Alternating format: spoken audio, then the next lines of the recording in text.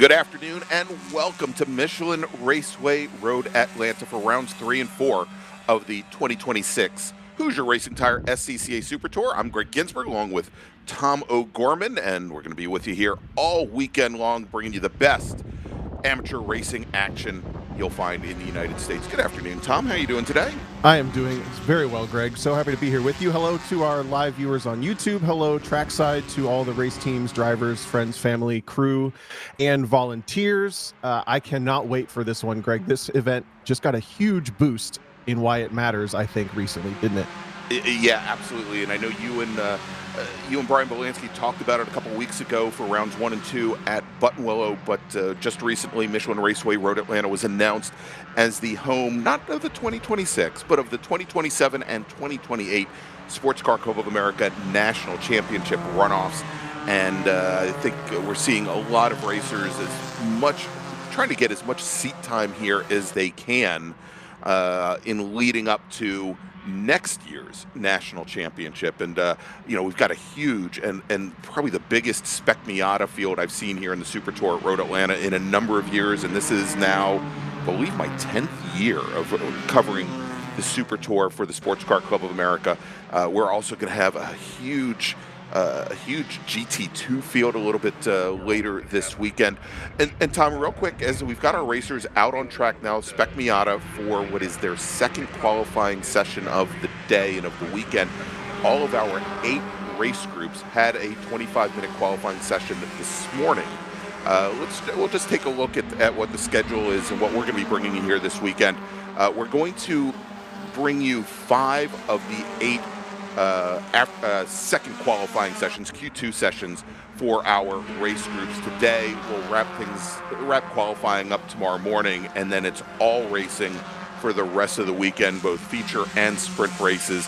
A little bit different schedule than normal because we would normally on a Super Tour bring the sprint races to you for all 8 groups on Saturday. But because of some vagaries here, Michelin Raceway Road Atlanta has some extended quiet time on Sundays. We're actually going to have about half the race groups run their feature races tomorrow, and with the other half running those shorter sprint races tomorrow, and then we'll flip the order then on Sunday. But that's coming up in the future. Let's take a look here, and as we've got these drivers on track now for that second qualifying session this morning. Our provisional pole time was set in Spec Miata by Skylar Cottrell, home track here. He's out of Atlanta, Georgia, where driving the Century Body entry. And Skylar, I know, has put in some time now in the Global MX-5 Cup Pro Series. He had a 142.324 as his fast lap. John Salerno out of Fairfield, Connecticut, a 142.453, so only, about 0.13 of a second off of Cottrell's times. Max Stallone, who we first saw here last year racing with Wheels America, the Lakeway, Texas driver, gave us a 142.682 as his fastest time, and his teammate Logan Stretch out of Arlington, Texas, only 0.02 of a second off that. Charles McTudis and Bobby Gossett, both representing the South Carolina region, and Salty Dog Racing, were 5th and 6th at a 142.688 and a 699. So we've got really in that top 5, top 6, most of the drivers separated by just a couple thousandths of a second. And that's kind of a status quo of Spec Miata, really, is that you're going to get a competitive field, but I don't think we've seen a competitive field, as you mentioned, like this at a Super Tour very often. Maybe those Sebring Super Tours back when that used to pull massive numbers in the early month of the year, or weeks of the year, I should say. But yeah, this entry list of 53 cars reads very much like a runoffs entry list. And there's a number of drivers who didn't necessarily get a very favorable qualifying session this morning. So this second qualifying session, it's your single fastest lap from either session that will set the grid for the race tomorrow.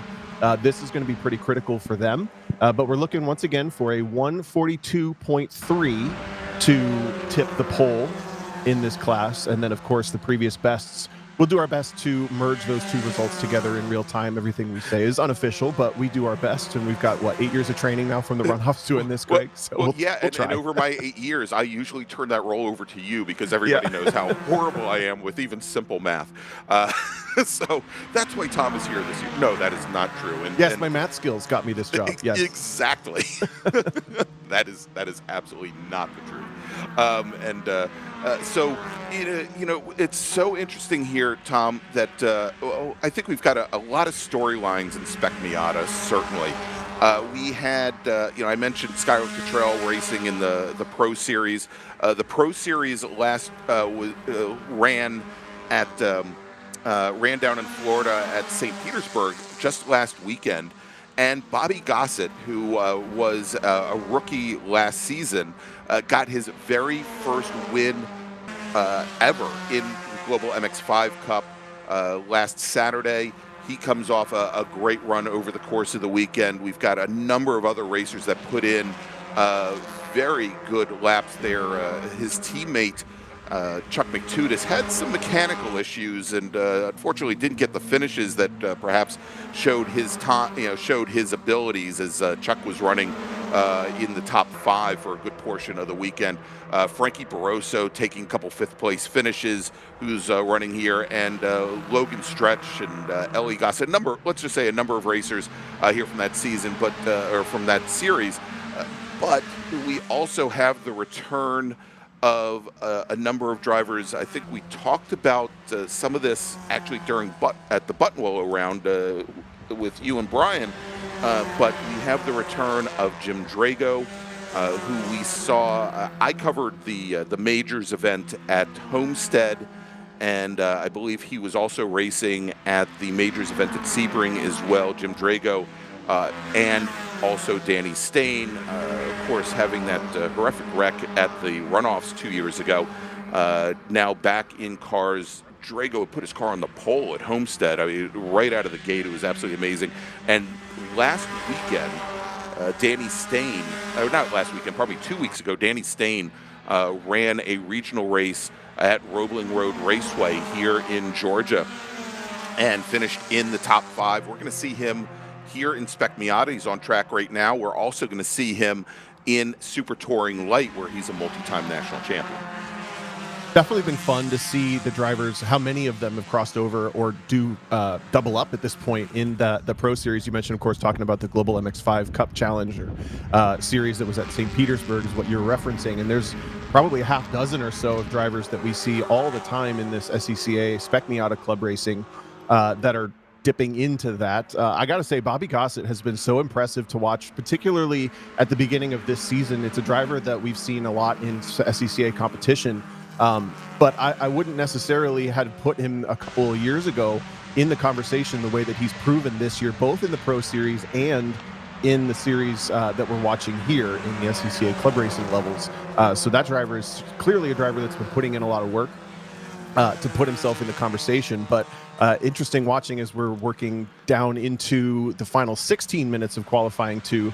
I mean, you caught on the back straight that first lap how much shuffling there was. This Road Atlanta circuit is absolutely one where you need a partner. It's one that you need to work together with some drafting, even in places you wouldn't think of, down the front straight a little bit, down the S's potentially slightly, but certainly down that long back straightaway. And now we start to see cars, as expected, getting a little bit more paired up, maybe a couple of triples here and there. All the way around the circuit, though, the current fastest car is Danny Stain, yet no one has improved on that overall pole time from this morning.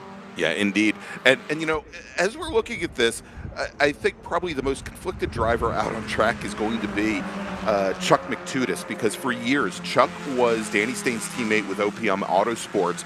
And really, Tom, I think they perfected the ability to draft pretty much the entire length of a race course, through corners, in the corners, out of corners, mere inches apart. With that said, I see Danny Stain now taking his car back to the paddock. It looks like he is calling it a session after putting in that 143.8.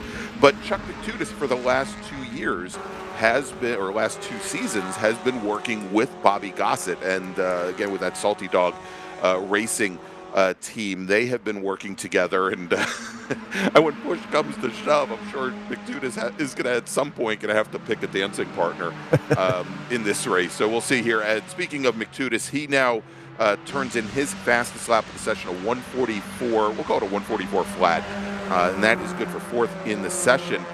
Interestingly enough, and this is huge, right at the front of the field here today, Dean Dibdahl out of Winston-Salem, North Carolina, and I've known Dean now for I think 6 or 7 years. He was like 11 years old. Been calling some of his iRacing events. He has the lap record in Spec Miata here at Road Atlanta with another organization, and he is currently second fastest out on track, turned in a 144 flat.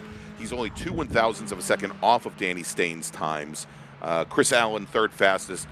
Chuck McTutis, who we just talked about, fourth fastest.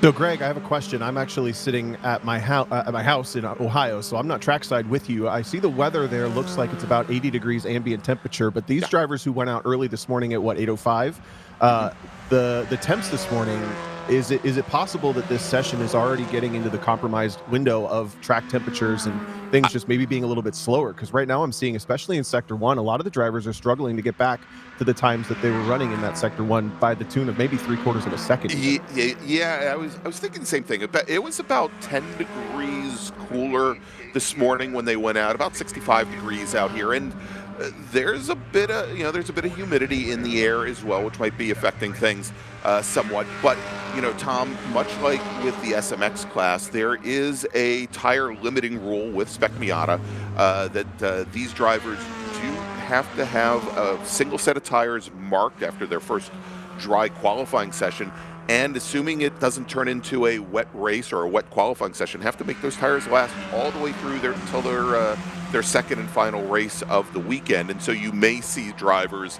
perhaps dialing things back a little bit in order to ensure that they've got tires ready for the weekend, for the races. Now, as opposed to, and I know you and Brian talked about it a couple weeks ago at Buttonwillow, whereas SMX has moved over to a new tire compound and a new tire provider from what they'd run over in the previous seasons. Spec Miata, they are still running, I believe, the SM 7.5 tire. So most of these drivers will have a pretty good feel for wear limits, but the Hoosiers, they don't necessarily always communicate back all that well as to degrading grip levels, that they usually have pretty high level of grip, and then they kind of fall off pretty quickly. Well, and when we say fall off, I mean it's literally it's hardly anything at all. We talked about that as well back there, but that's a great point with the drivers potentially realizing I'm seeing so many drivers having only done 3 or 4 laps and then pitting in. Mentioned McTutis and Stain were one of the early ones to do so. If they're seeing on the predictive timers or on the lap timers in the car that they're off pace, the track doesn't feel quite as quick, and they know that the tire limitations are you only get that one set. Maybe you just save it for a little while and head back to the pit lane. We still have probably half the field or more. But even so, these drivers will have to race in these warmer conditions at some point, and that'll show, Danny Stain, who had provisionally qualified down in 20th this morning, was quickest this afternoon in qualifying. So maybe that car will race, even if he gets mired down in 20th at the start, will race pretty strong.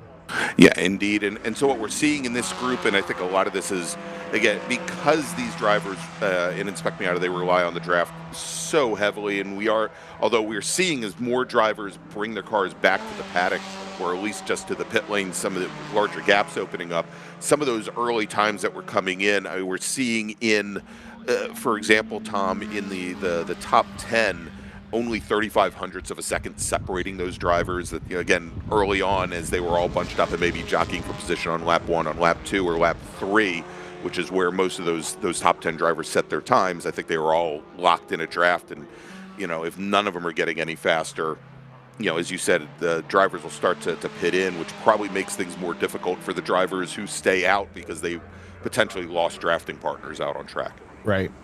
So Stain was the quickest again. Dibdahl, you mentioned, is second quickest in this session. Chris Allen is third quickest. And to give you an idea of that pace difference from the morning to the afternoon, Chris Allen was 22nd this morning with a 1:43.7. He's nearly matched his best time to a 1:43.9 this session, and that's good for third overall. So things are pretty big topsy-turvy in I honestly, I would say the pace is appearing to not be there. Chuck McTudis was 4th, Brett Kowalski 5th. Kowalski, another driver who did not get the qualifying that they would have wanted this morning, a 1:43.8, put him 24th. He's now 5th fastest in this session. And this session might get a little bit of a pause in it as we have a car buried at 10A, Greg. Yes. Yep, that is the call now. Is you went a little bit deep into the braking zone there, and we're going to be going, Tom, to a full course caution here at Michelin Raceway Road Atlanta, as we are actually more than halfway, about 15 minutes into this qualifying session. So this is a perfect time. Why don't we take a quick break? Thanks to our partners and sponsors that are bringing you the Hoosier Super Tour all season long. And when we come back, hopefully we'll have some changes here. We can go back to green flag qualifying. You're watching the 2026 Hoosier Racing Super Tour. Please stay with us. Okay, track day checklist. Let's go. You got your gloves, your helmet, water, snacks, sunscreen, your car is prepped and ready to go. Oof, forgot your track day insurance, didn't you? If you want to be covered for the whole value of your car, you need high-performance driver education coverage through Hagerty. We'll get you a policy for track days, time trials, and more in less time than it took you to apply that sunscreen. Hagerty, let's drive together. Shopping for tires used to really ruffle my feathers. That was before I went to TireRack.com. TireRack made it easy to identify the right tires. No more searching high and low, I got the best deal. TireRack has thousands of recommended installers. I chose a mobile installer. They brought the tires to my neck of the woods and put them on, right here in my driveway. You're all done. Thank you. When it's time for new tires, trust the experts. TireRack.com, the way tire buying should be. Hoosier Racing Tire is proud to be the presenting sponsor of this year's Hoosier Racing Tire SCCA Super Tour. As the world's largest race tire manufacturer, Hoosier has been at the forefront of motorsports innovation for more than 65 years. From local tracks to the global stage, Hoosier is dedicated to delivering high-performance tires that meet the demands of champions. Whether you're a seasoned competitor or an aspiring racer, Hoosier tires are engineered to help you push the limits. For more information, visit us online at HoosierTire.com or visit us trackside, and remember to connect with us on social media. For more than 30 years, championship-winning drivers have demanded the Hawk Performance braking advantage. Now you can experience that same advanced technology on your daily car, truck, or CUV with Hawk Performance street products. With brake pads, rotors, and fluids that deliver smooth braking for muscle cars and tuners, Super Duty solutions for tow vehicles, custom-engineered motorsports friction designed specifically for road racing, autocross, drag, and everything in between, Hawk has all your braking needs covered. Visit hawkperformance.com to learn more. Hawk Performance, what's stopping you? Visit hawkperformance.com to learn more. Hawk Performance, what's stopping you? Welcome back to Michelin Raceway Road Atlanta. It's the 2026 Hoosier Racing Tire SCCA Super Tour. And Tom, it's almost like magic. As soon as we come back from a break, the double yellow flags, they are withdrawn, and we are back to green flag qualifying here. Hopefully our ticker there on the left-hand side of the screen will change quickly. And there it is, also almost like magic. Love to see it. 6.5 seconds left in qualifying 2, and our job of merging qualifying 1 and 2 is going to be very easy, as almost nobody, I can't even find anybody in the top 30 really that's improved their lap time from qualifying this morning. So this is a little bit more of a practice session, I would say, than a qualifying session for Spec Miata. But it's also a good session to work on some setup in warmer weather, to work on some of that choreography that we talk about all the time in Spec Miata, with who you're going to work with, how it's going to work. And we've often talked about it on the broadcasts with the runoffs, et cetera, that it's gone past bump drafting as far as aerodynamics go. You're not pushing the air out of the way. You're literally pushing the car through apexes at times too. So that takes some practice. You mentioned the drivers that tend to be good at that choreography. But I think there are other drivers who excel in kind of flying solo and winging it a little bit. Maybe not winging it, but improving, let's say. Yes. They come up with whoever's around them, they're going to find a way to work with them until it benefits them to move on to somebody else. That tends to be the drivers, that win the championships. I know Nick Bruni comes to mind with that. I think Preston Pardis also comes to mind. Neither driver represented here in this grid this weekend specifically, but that's what makes Spec Miata so much fun to watch, I think. Yeah, indeed. I guess we'll throw out another one there, Mark Cephalo as well. And and I've seen we've got a number of drivers that I'm very familiar with from the Washington D.C. area that race in the Mars series, like David Stern, as well as besides Ryan Maloney and a couple other drivers as well that also kind of at the regional level find that they don't necessarily have a dancing partner that they're going to go out with all the time, and they have to work on essentially how you manage the draft and manage a short-term dancing partner over the course of a session. Hey Tom, real quick, let me make a call to the grid for our next group if you don't mind, because things look a little quiet down on the grid. Attention in the paddock, race group 2, Spec Racer 4 Gen 3, please head to the grid. Race group 2, Spec Racer 4 Gen 3 racers, please head to the grid. And we also got another quick announcement here. Patrick Paul, driver the number 34 GT1 entry, please see the race director at impound. Again, Patrick Paul, driver the number 34 GT1 car, please see the race director in impound. All right, so we've got about 3.5 minutes remaining in this qualifying session.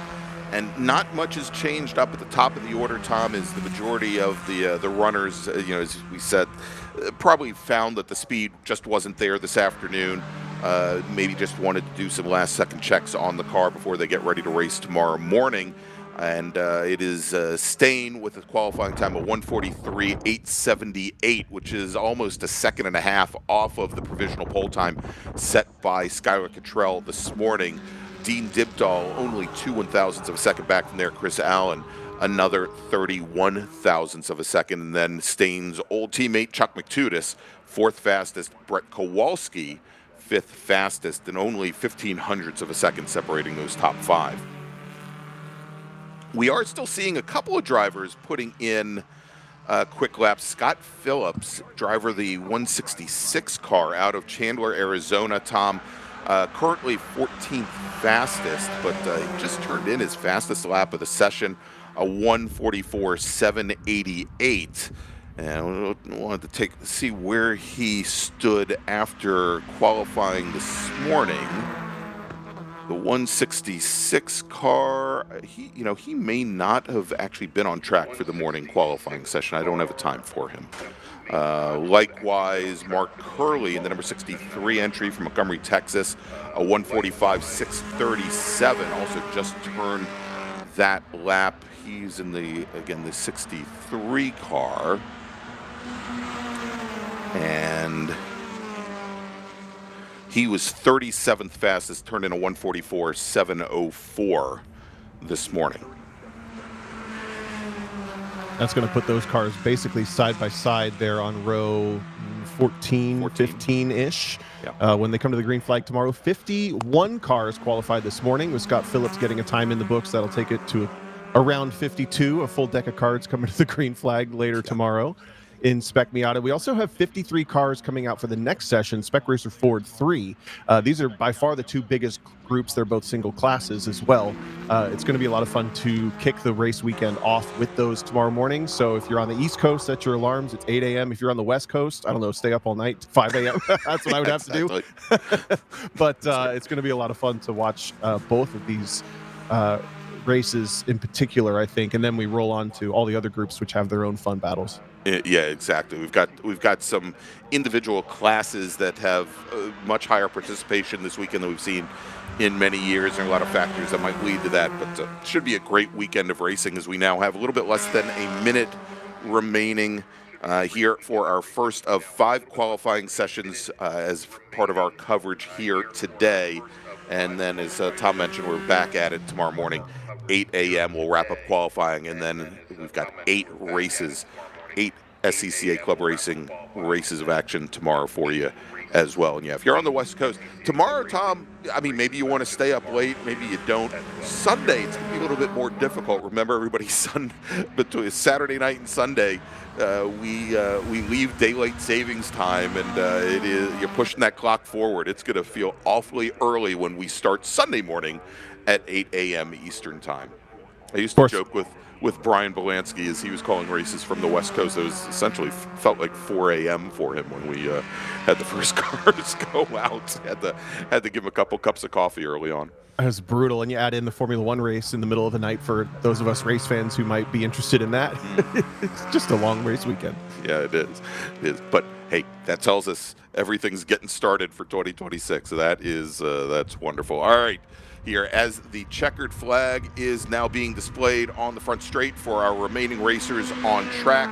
Again, in this session, Danny Stain, your fastest driver with a time of 1:43.878. Dean Dibdahl, second fastest. Chris Allen, third fastest. But I think, Tom, probably people are looking for you as to where we stand. I should note before we run those down that folks like Bobby Gossett, Max Stallone, Logan Stretch, as well as our provisional pole sitter from this morning, Skylar Cottrell, they did not even bother turning a wheel on track for this qualifying session this afternoon. Proved to be a good choice, as no major movement in Spec Miata, so I think that grid from this morning's qualifying session is pretty much intact until we get outside the top 30, whereas best I can tell, the only car to make moves is Scott Phillips, who was 15th quick today in the 166. Earlier today did not get a time, so that was a pretty critical session for that driver. There you go. So the way we think it's going to look come tomorrow, and Spec Miata should be heading out on track for their first race, a 35-minute or 19-lap max, whichever comes first, at 9:45 a.m. tomorrow morning. Skylar Cottrell, John Salerno on the front row, Max Stallone and Logan Stretch, two teammates on row number 2, Chuck McTudis and Bobby Gossett, another set of teammates on row number 3 with Travis Wiley, James Newell, row number 4, and then rounding out the top 10, Skip Brock Jr. and Stuart McAleer.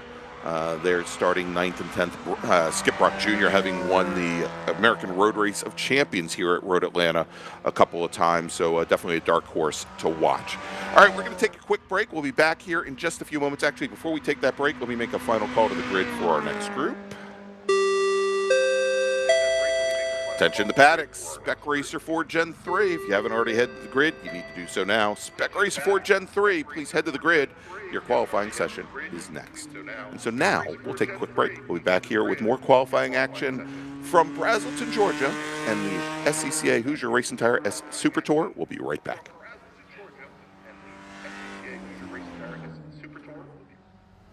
Mazda's been very supportive of racers within the SCCA and all the other grassroots organizations for many, many years.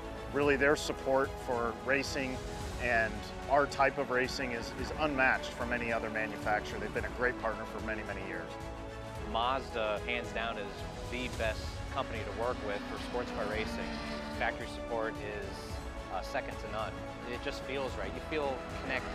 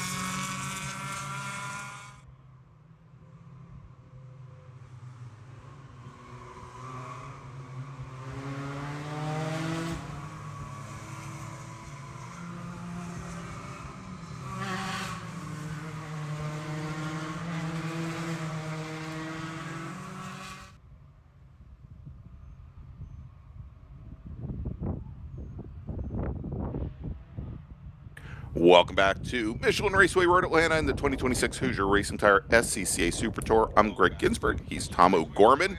And these are our racers qualifying for their Spec Racer 4 Gen 3 race coming up this weekend. Tom, as they head out on track, we'll see if the storyline remains the same, if these drivers find that the track isn't as fast as it was this morning. And as you said, we had, I think, 50 cars set qualifying times this morning, where the two teammates, Peyton Long and Tyler Stevens from the Hallett Race Group, they were your fastest drivers, separated by 4/100ths of a second. The bogey time, a 1:33.550 set by Peyton Long out of Conway, Arkansas.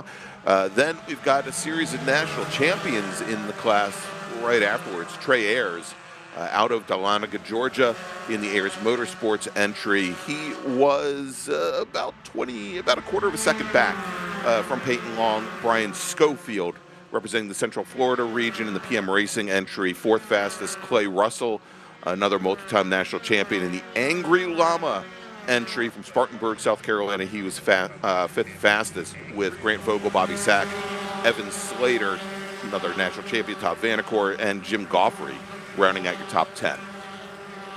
Cars already through the gravel on the warm-up lap, trying to get things up to temperature and up to speed, coming down through turn 12 for the first time. That car with a little bit of damage on that mail slot in the front bodywork, coming to pit lane now, reporting to the pro side of the pits here at Road Atlanta. I think both paddocks absolutely packed. What I could tell. It looks like it was fun to watch a bunch of the Spec Miatas driving down the access roads from the pro paddock to the club paddock to get to grid a little while ago. But yeah, your point being, as the track temperature builds, the tires just don't quite have as much grip. And especially in Sector 1, we saw in qualifying, which includes this sector we're watching right now, from start finish all the way to the exit of turn 5 as the cars exit just camera right. Right there about at the Motul Bridge is where the sector timer is. Looks like that's where cars were losing about a half second to 3/4 of a second in Spec Miata. Now, Spec Miata does have a tire limitation. Spec Racer Ford, as far as I know, does not. They do not. So they could theoretically put on a whole new set of stickers and try again.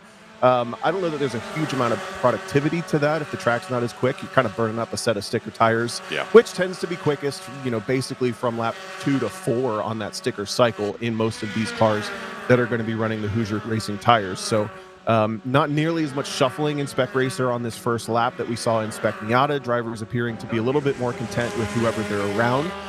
But it was, again, Long and Stevens nose to tail from the start, and they've already boogied off from the rest of everybody else. Peyton Long started the session with the fastest Sector 3. Evan Slater picked up the fastest Sector 1 on this first flying lap.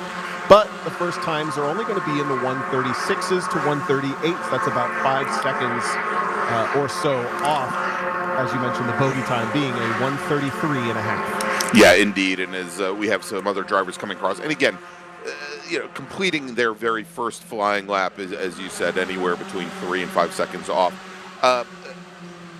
As we go and look at these drivers, Tom, and I think you mentioned there, as far as the tires go, you could see drivers putting on a new set of tires here, but the construction of these Spec Racer Ford tires are actually very similar to what you see on the Mazdas. Right. And I'm just wondering here, as I'm trying to put a thought together. I don't know what to say here, actually, Tom. You might need to fill in for me here, as I'm all of a sudden drawing a blank. But you watch here coming out of turn 7 onto this long straightaway, where obviously the draft is the most important. Going down, I think you may see some of these drivers maybe using this as a bit of a little bit of a test session to see what the drivers around them are actually doing in places, how good their braking abilities are and strategy is there, maybe planning and prepping for the race coming up, especially if, as the temperatures continue to come up, and we're up about another 4 or 5 degrees actually since Spec Miata went out for their session, we may see this track start to get slower and slower as the asphalt gets more heat in it. Yeah, it will get relatively slower, especially in these first groups. These drivers were out relatively early this morning, but when we get to group 6, 7, 8 a little bit later, actually, we're only going through group 5 today. Yeah. So groups 4 and 5 maybe will be a little bit more similar to the track conditions they saw this morning to this afternoon.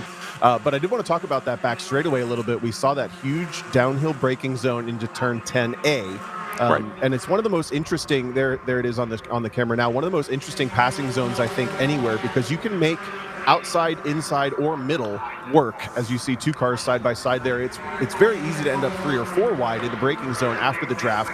But you also get this really important exit out of turn 10B that turns into both a good acceleration zone, but also just enough of a drafting zone to end up side by side across the start finish line where the drivers are now crossing on our cameras here. So you'll see it in the Global MX5 Cup with a lot of drafting. We're going to see it in the club races this weekend as well.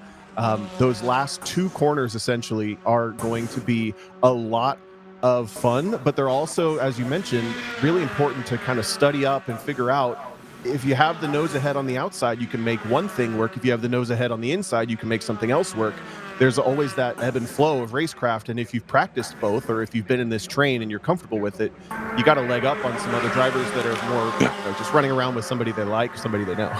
Yeah, exactly. And you think here at Road Atlanta, that front straight coming here out of turn 12 is not very long, and typically these cars, you wouldn't be getting a really good draft if it was a traditional straight with a much slower corner that you're digging out of. But given that the acceleration zone is really from the end of that 10A, 10B complex, up the hill, under the bridge, down through turn 12, you are essentially setting up for a pass into turn 1, 5-10 seconds ahead of that, just as long as you can get a good run there.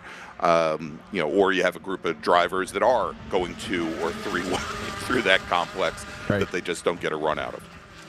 So Spec Racer Fords, this is the 3rd generation of them. It's a 1.6 liter Ford motor with about 140 horsepower. That would be a really good one, I think.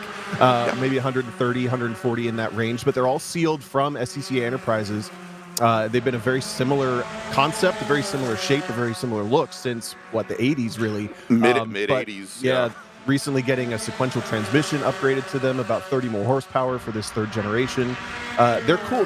They look like prototypes, but they really aren't. They're a single seat open wheel car that's a little bit more similar to maybe a Formula Ford or something like that. Lots of mechanical grip, lots of drafting, but there's nothing fancy as far as aerodynamics going on with these cars. So I wouldn't get too caught up on anything past what that drafting is and then making the car work really out of turn, I think 7 and 10B that we're looking out here. So that the car doesn't lose too much speed in the slow corners. If you get out of those corners and gain yourself a car length, the impact of that is huge at the other end of the straight. All right, let's take a look here. And as opposed to Spec Miata, where our fastest drivers from the morning decided not even to turn a wheel, we've got the top 2 drivers from this morning, Peyton Long and Tyler Stevens, your fastest drivers here in this session. They've swapped fast laps here, and Tyler Stevens now with a 134.75 is your fastest driver in the session. Peyton Long, who's your provisional pole sitter, 2nd fastest. That being said, they are still about 1.2 seconds off of their fast lap times from this morning. So we're actually looking at very similar deltas to what Spec Miata ran here just a few moments ago. Matthew Horst, though, who was our 13th fastest driver this morning, turned in a 134.502. Oddly, Tom, he has not improved on that time from this morning, but he's 3rd fastest in this session. So I think that says a lot for where a lot of these drivers ended up. Todd Vanacore, 4th fastest with a 135.2. And that is 1.2 seconds off of where he was this morning, where he was 9th fastest. Here in this session, 4th fastest. Still a couple of green sectors. If you go to SCCA.com, you can click the live timing link at the top of the page to see the same timing and scoring results that we can see with you here on the broadcast. But still seeing some green sectors, some purple sectors here and there. Bobby Sack picks up the session best sector 3. Which is essentially the last half of the back straightaway, back to the start-finish line here at the Michelin Bridge on the front straightaway.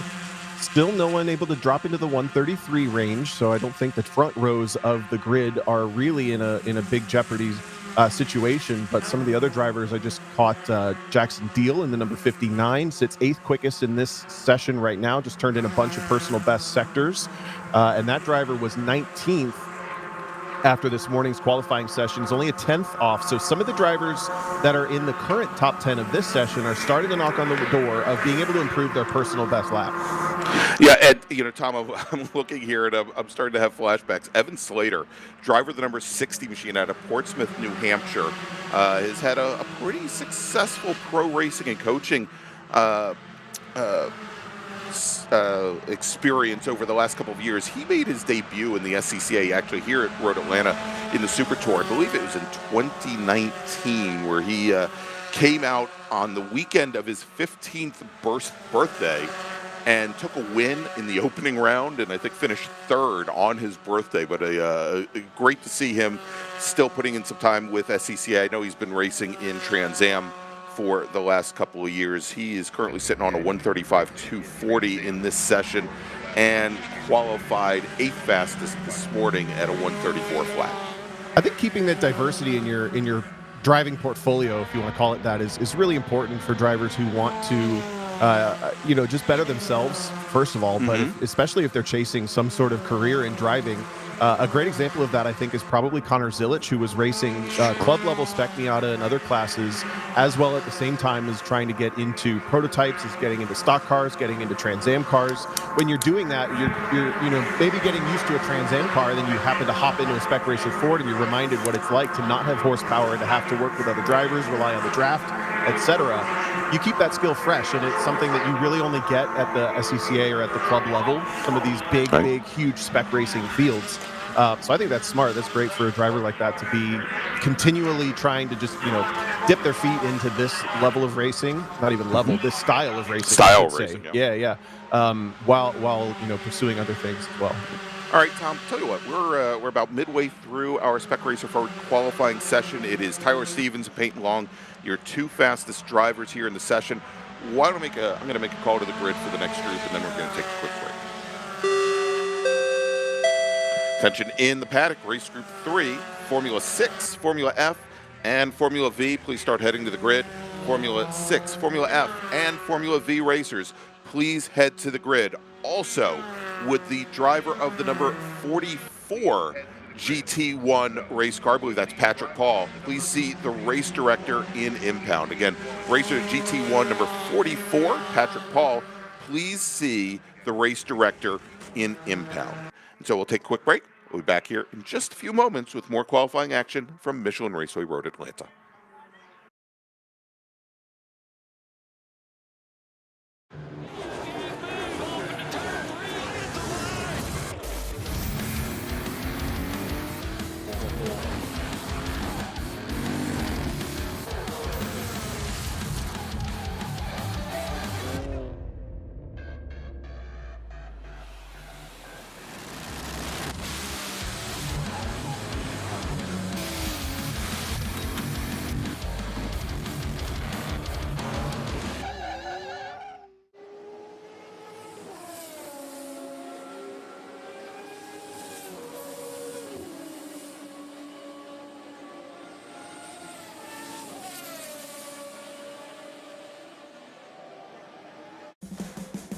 What does it mean to be built with Summit? It means you're hitting the autocross, drag strip, road course, trail, dirt, or open road with confidence. Because built with Summit means you're using parts from the top names in performance, priced to make your project affordable, and it's all backed by trusted tech expertise and blazing fast shipping. Summit Racing Equipment. Let's build it together. SummitRacing.com. Did you know SCCA members can save $20 on every track night they sign up for? That's right. Track Night in America, driven by Tire Rack, now hosting 150 events at more than 30 tracks across the country, is the easiest and most affordable way to get you and your friends on track in street cars all year long. Visit tracknightinamerica.com to learn more and get yourself on track. It's the 2026 Hoosier Racing Tire SCCA Super Tour, the premier amateur road racing series bringing together top SCCA road racers from around the country. The Hoosier Super Tour visits some of the greatest tracks in North America, showcasing each of our 25 championship classes, production to GTs, prototypes to formula cars. The Hoosier SCCA Super Tour packs a ton of wheel-to-wheel racing action into every event.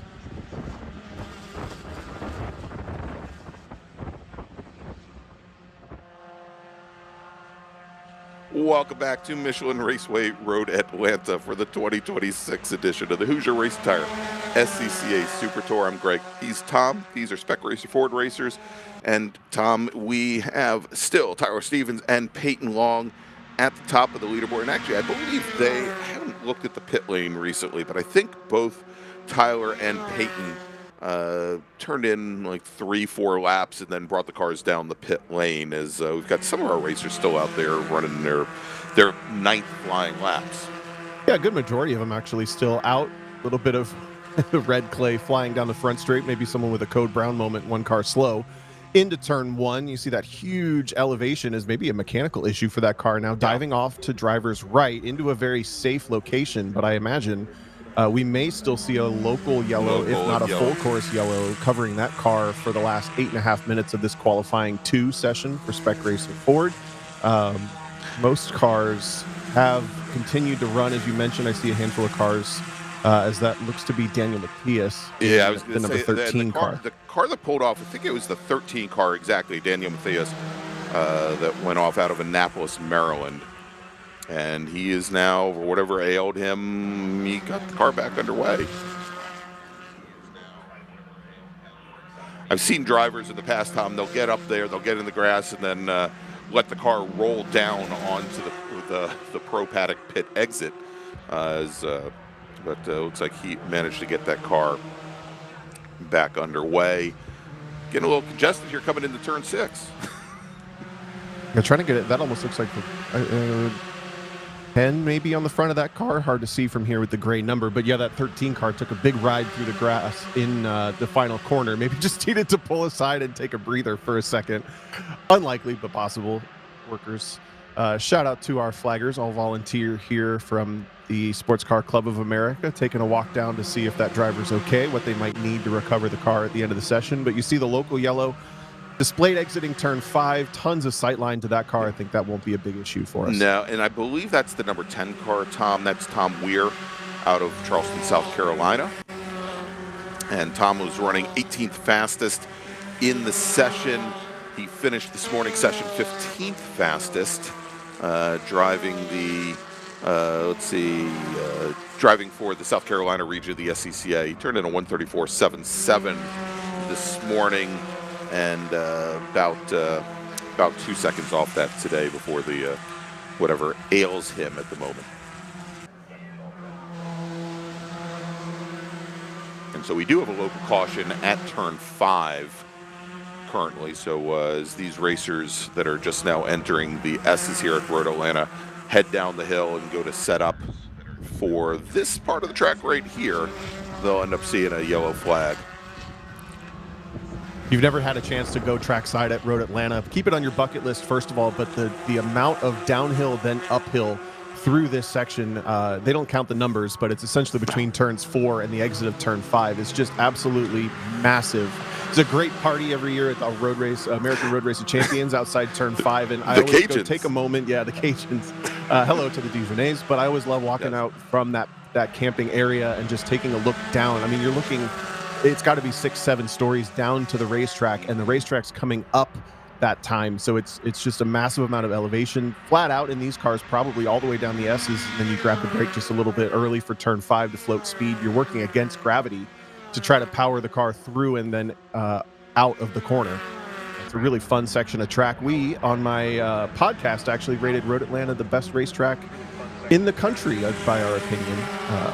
I did a little 32 track bracket, and I think this one took the cake for us. You know, I would not disagree with that at all, not in the least. It is, I mean, this is the track, whenever I would show up here to race as a club racer, you had to pull up the big boy pants.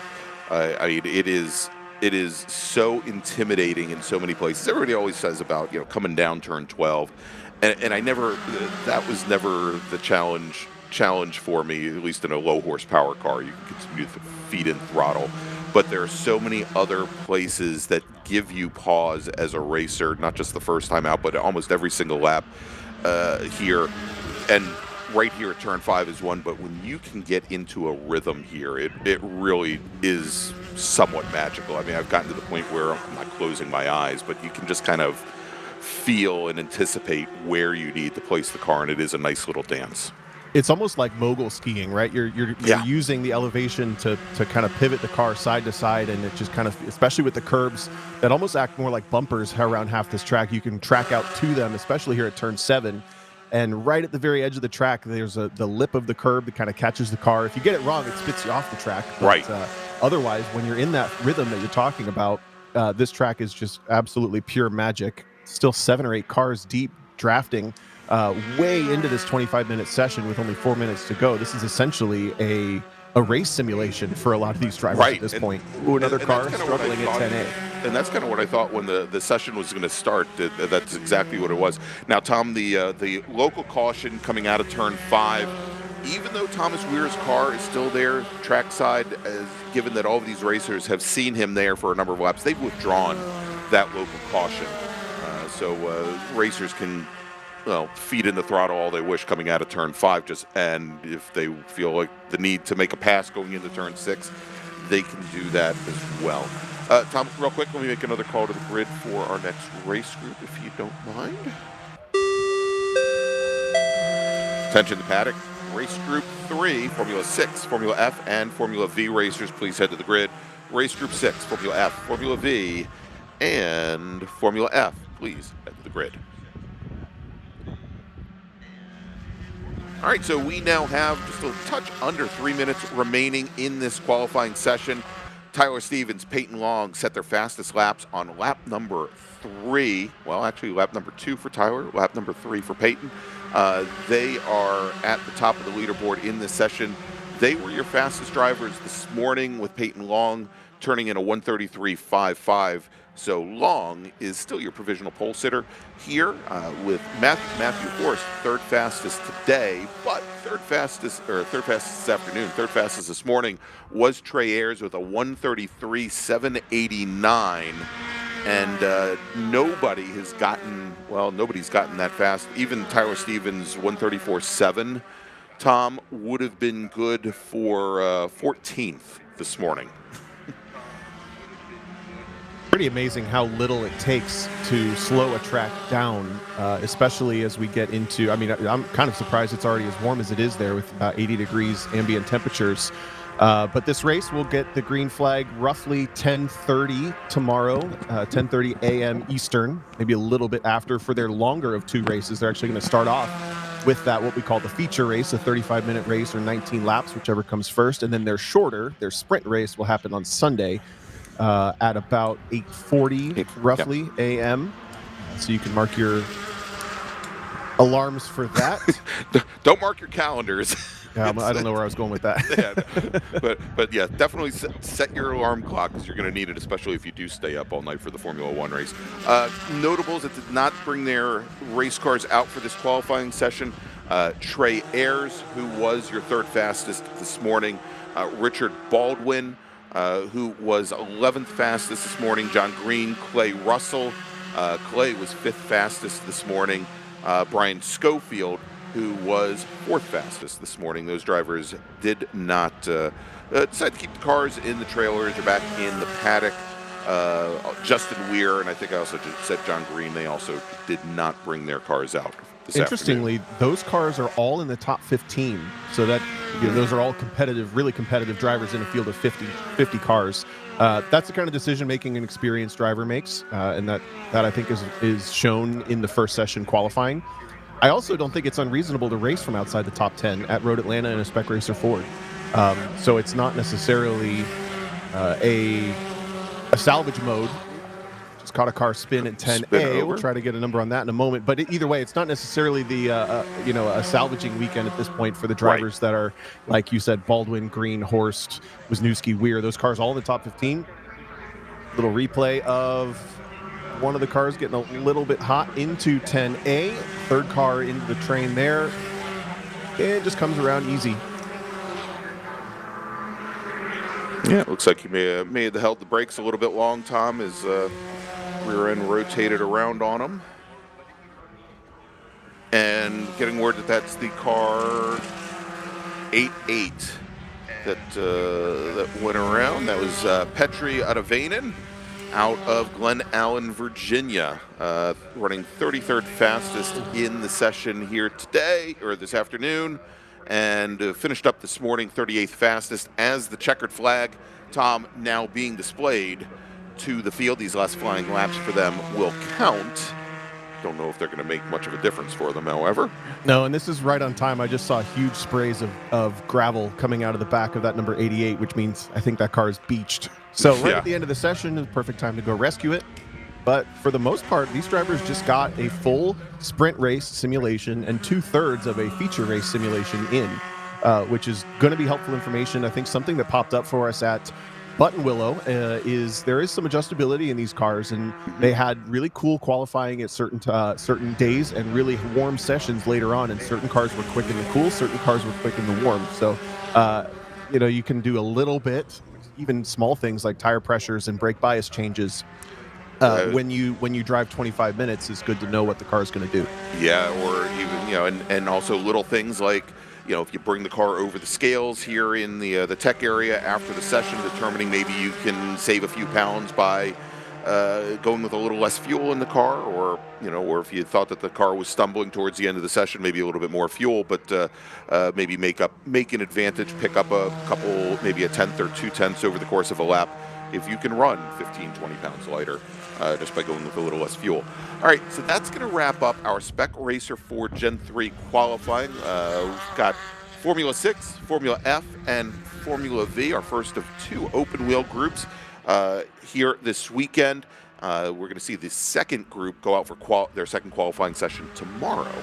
But these classes will be up next. We're going to take a quick break. We'll be back with more qualifying action here from Road Atlanta.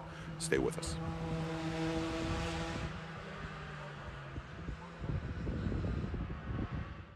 My customer experience with Mazda has been absolutely fantastic. I'm probably not the richest person out here, and they're extremely reasonably priced, and you can buy parts easily, and it's a class that fits both what I want from a racing standpoint and what I can afford. We got into Mazdas largely just because it's a fantastic platform, and Mazda Motorsports has some of the best support for the grassroots racer in parts and technical advice and everything else, so they make it easy for us to run these cars.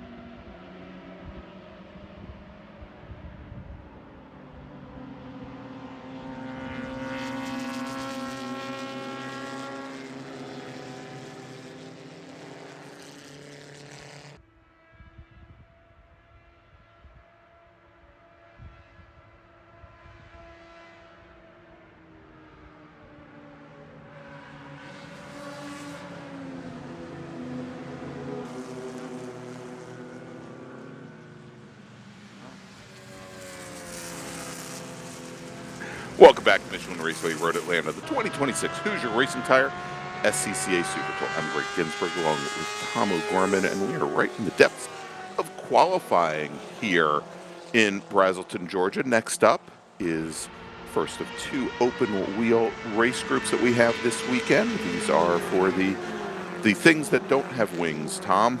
Formula F, otherwise known in most circles as Formula Ford, but Formula 600, as well as the venerable Formula Vs. We have 4 of the Formula 600s, 5 of the Formula Fs have qualified, and about 10, actually 9 Formula V is a good, strong contingent there. These cars run all, I wouldn't call it the same pace, absolutely, but it's a relatively similar pace between those Formula 6s and the Formula Fs, as we watch a huge stream of both. The little cars are the F6s, the big cars are the Formula Fs. Only description you'll ever hear of those being the big cars, but yes. Then we have a pretty significant gap of a little over 10 seconds back to the pace of Formula V. So they're going to be on a fairly different section of track for most of this qualifying session. I think it's important to get time in the books before you start to overlap. With 25 minutes on the board, should be plenty of time. All right, real quick, Tom, I got an announcement to make here in the paddock. Give me 1 second. With the following drivers of Spec Racer Fords, driver the number 32 car and driver the number 41 Spec Racer Ford Gen 3, please see the race director and impound, and please bring your video. Again, drivers of the number 32 and number 41 Spec Racer Ford Gen 3s, please see the race director and impound, and please bring your video cameras or your video cards. So, Tom, as I'm looking through our entrance here this weekend, and of course, we were discussing before we went on air today about some entries that we'll see a little bit later in the B-Spec class. Actually, it'll be our last qualifying session of the day. Another big one here, and I was very surprised, the Atlanta region driver John McAleer out of Roswell, Georgia. He's in the Moto Nomad entry. Now, John, I typically know him for racing some very quick Swift 016 Formula Atlantic cars, as well as some Elan DPO2 prototype cars in SCCA club racing. He's here this weekend in a Formula V Caracol, and it seems a little antithetical, to what he normally would be racing here in SCCA club racing. It is as polar opposite as you can get without putting a roof over your head, I would say, for sure. Yes. You're right. I'm only used to seeing that driver in really fast downforce style cars. I think maybe dipping into Formula Enterprises a couple times as well, but that's still a relatively high downforce pace car, high downforce, high pace car. But we've already talked about keeping that driver portfolio diverse, and for a driver that is used to or maybe specializes in high downforce, high pace, fast cars, I think putting a Formula V in your driver's portfolio, that you have the understanding of how momentum and those things work differently for a car like that, can only be a positive. I don't know if that's why he's doing it necessarily. We're talking about car number 2, John McAleer. He was actually didn't have a great first session. Looks like he only got, he did get a full session, but was sitting 8th in Formula V. I like it. I'm going to be fascinated to watch that. I was going to hit on, as we still have 20 minutes in this session, the top car in Formula 6 from qualifying this morning, and current provisional pole sitter was Cal Stewart. That is the white bike-motored Formula 600 that's on track right now. Your pole sitter from Formula F was David Ibarra out of Texas in that Mygale F1600. I need help finding that car, Greg, but it's car 06. And then it was Isley in Formula V. Donnie Isley by about a second. So really, there's none of the classes currently, I would say, have really, really tight battles. It's almost 4 seconds in F6 provisionally, 1.7 seconds in Formula F provisionally, and 9/10, which is a chasm, in Formula V provisionally. So I'm going to be looking for this to get a little bit closer in this session. Yeah, and I believe actually we're just now watching cresting over the hill out of the exit at turn 5, Cal Stewart, two-time national champion in the Sabbath Truth machine out of Novi, Michigan. And we'll see him, and I believe he's the first car in that line of 3 right now going into turn 7. We'll see him race on Sunday. Calvin typically will take Saturday off for the Sabbath. But very important that he puts in some good times here today. And as you mentioned, your provisional pulsar actually was the fastest driver on track here this morning. And we'll see. And I'll try to pick out the Cahill car, the Ibarra's from Louisville, Texas, running for Cahill. There are a couple other Cahill machines here. Jake Leroy and Axel Leroy, both out of the Philadelphia region. As well for out of Easton, Pennsylvania, and I'll try and track them down here if we can. Here we go, though. We have a new provisional pole sitter in Formula F. Jake Leroy in the 03 puts a 10th on David Ibarra, picking up the pole at a 133.1. So that's our first change in any qualifying 2 session that we've had. It happened in Formula F. And that's almost 2 seconds faster than Ibarra ran this morning. Pretty big change there. So we'll continue to check on that. Miles Crabb, 3rd fastest in Formula F at a 35.5. And Crabb this morning ran a 35.68. So also a little bit faster. And this group, at least, we're starting to see a little bit more time than this morning. Now, noting, though, Tom, this morning I was here watching and taking notes. The session was stopped mid-session. I think we had 1 car off, and so you may have had some drivers that were maybe trying to build up some temps in the tires, what have you. Had to get out of it and go turn in another out lap. And it was still a long session, 25-minute session, but.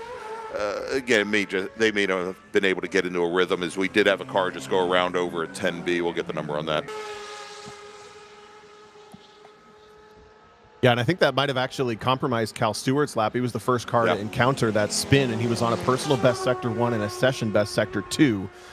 Relapping currently 7/10 off of his best time from qualifying 1.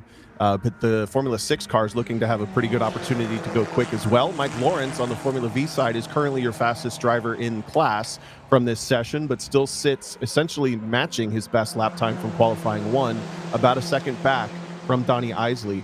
Who I haven't seen Isley on course today this afternoon. Matter of fact, Isley's the only Formula V racer in his agitator. I know you and Brian were talking about Formula V names a couple weeks ago. Oh, they're great. I love it. I absolutely love it. Yeah, so Donnie's agitator is back in the paddock. He's the only one of the Formula V drivers who has not turned a wheel in the class this session, and I believe also Jack Walburn in his Formula 6 Scorpion has not turned a wheel here in this session as well. Got another change in Formula F. Chris Smith, who missed this morning's session, just put a time on the board. It's a 135 flat, which is good for 3rd place provisionally in Formula F. Going to go onto the 2nd row in the number 57 car, bumping both Axel Leroy and Miles Crabb down just ever so slightly. Both of those drivers now starting personal best sector 1s in this next and 5th lap of the session. But the Formula 6s and the Formula Fs, really, they haven't been able to get away from each other, having released about the same time. They're still overlapped, running very similar pace. And in fact, it was one of the Formula Fs that had the fastest Sector 1 through all the handling section. It's not until the more straight sections where the power and the small scale of that Formula 600 can make up the time. Yeah, make up the difference. Should note, Tom's mentioned a couple of times about pulling sector times for the different cars. If those of you that are watching this, if you want to browse over, leave the video up, please. Don't get rid of Tom and I. And give it a like while you're there. Yes, please like, subscribe, smash all the buttons, whatever. But if you want to go over to scca.com/live, scca.com/live, you'll be able to see our live timing and scoring, multi-sector live timing that can give you whether or not drivers are setting their personal bests in any one of the 3 different sectors on the track, overall bests, and also if you're interested in seeing what their trap speeds are down the long back straight here at Michelin Raceway Road Atlanta, you can get that as well. That time through, Chris Smith improved once more, but it's still good for third in Formula F. Miles Crabb also on an improvement. That's car number 8 in the citation out of Alabama. That's going to be good enough with a 1:35.2 to also leapfrog Axel Leroy. So the third, fourth, fifth positions in Formula F have also been a bit topsy-turvy in this session. Now, it looks like for the first time, the Formula F's just catching some of the Formula V's as they circulate at their different pace.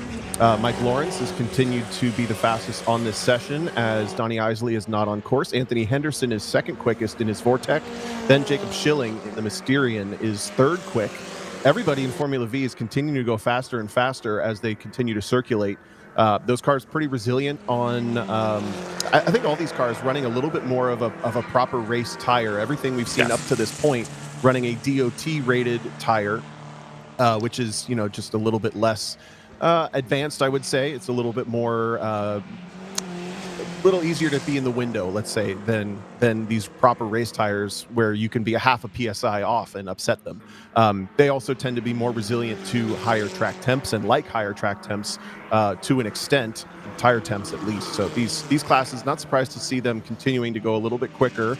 No changes in Formula 6 yet, though, as everybody's on their 6th lap. Val Stewart still quickest. All right, Tom.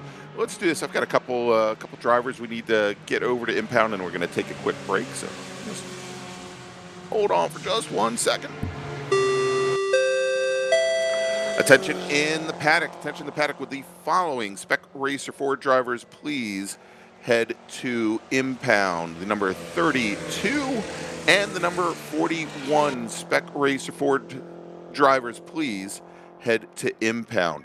And let's make a first call now for race group number 4, Super Touring Light, Super Touring Under, Touring 3, and Touring 4. You can start heading to the grid. Super Touring Light, Super Touring Under, Touring 3, and Touring 4. That's race group number 4. Please head to the grid. And with that, we'll take a quick break. We'll be back here in just a few moments with more qualifying for Michelin Raceway Road Atlanta. It's the 2026 Hoosier Racing Tire SCCA Super Tour. Please stay with us.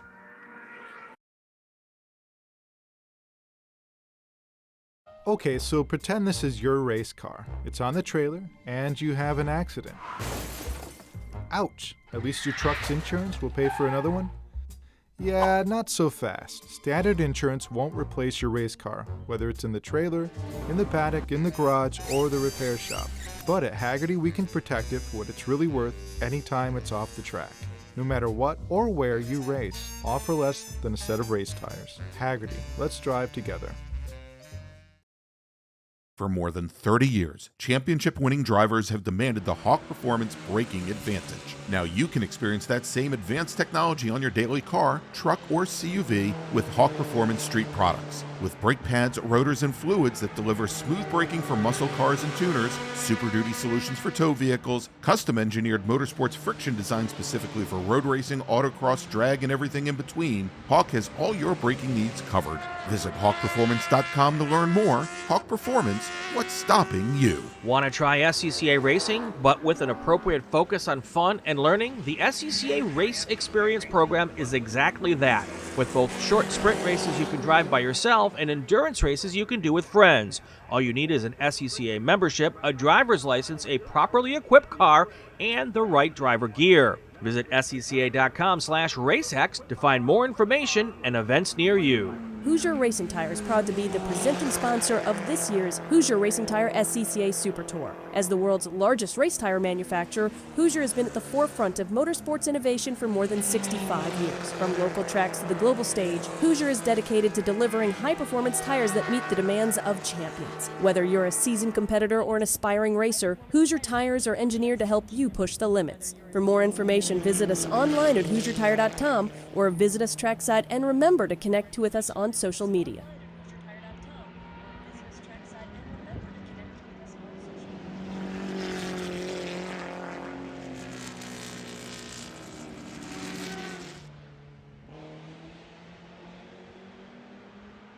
Welcome back to Michelin Raceway Road Atlanta. I'm Greg. He's Tom. These are Formula V, Formula 6, and Formula F racers.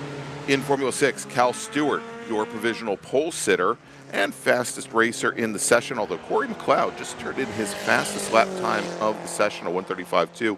But Tom, almost 4 seconds separating Stewart and McLeod out on track right now. Over in Formula F, Jake Leroy reset fastest lap of the weekend in Formula F in his Cahill Mygale, the F1600 machine, a 133, 176. And as I say that, Tom, crossing the line to complete his 9th flying lap here in qualifying, David Ibarra, who was our fastest driver this morning in Formula F in his Cahill prepared Mygale, turns in a 132.588. That is what, again, horrible at simple math, about 0.4 of a second faster than Jake Leroy. And also, let's see, almost a little bit less than a full second faster than he ran this morning. Over in Formula V, Mike Lawrence, your fastest driver on track at a 146 flat. Anthony Henderson, about 0.8 back from there. Then Rich Richardson, third fastest. The bogey time in Formula V set by Donnie Isley this morning at a 145.061. So Lawrence and the other 8 Formula V racers on track right now, they got to find a way to make up almost a full second to get up to Isley. Yeah, but there's a really nice improvement for who will be our third place driver when we hit the grid. Anthony Henderson just improved from running in the 149s-ish to a 146.8, which puts him right within striking distance of Lawrence and not too far back, especially when we factor in a draft for the race of Donnie Isley. So a couple other drivers getting themselves in the conversation in Formula V. Nice information from one of our, what we call associate producers, one of our chat in YouTube, talking about David Ibarra and the Leroy brothers, actually triplets. They have a sister as well. But David Ibarra coming from karting, the Leroys coming from dirt track racing, getting into the Formula Fs. Honestly, I bet dirt tracking and Formula F with no aero or anything special about them, you just all momentum and all mechanical grip. I bet they're pretty similar. Pretty similar, yeah. Yeah, I bet that's pretty good practice and background for these cars.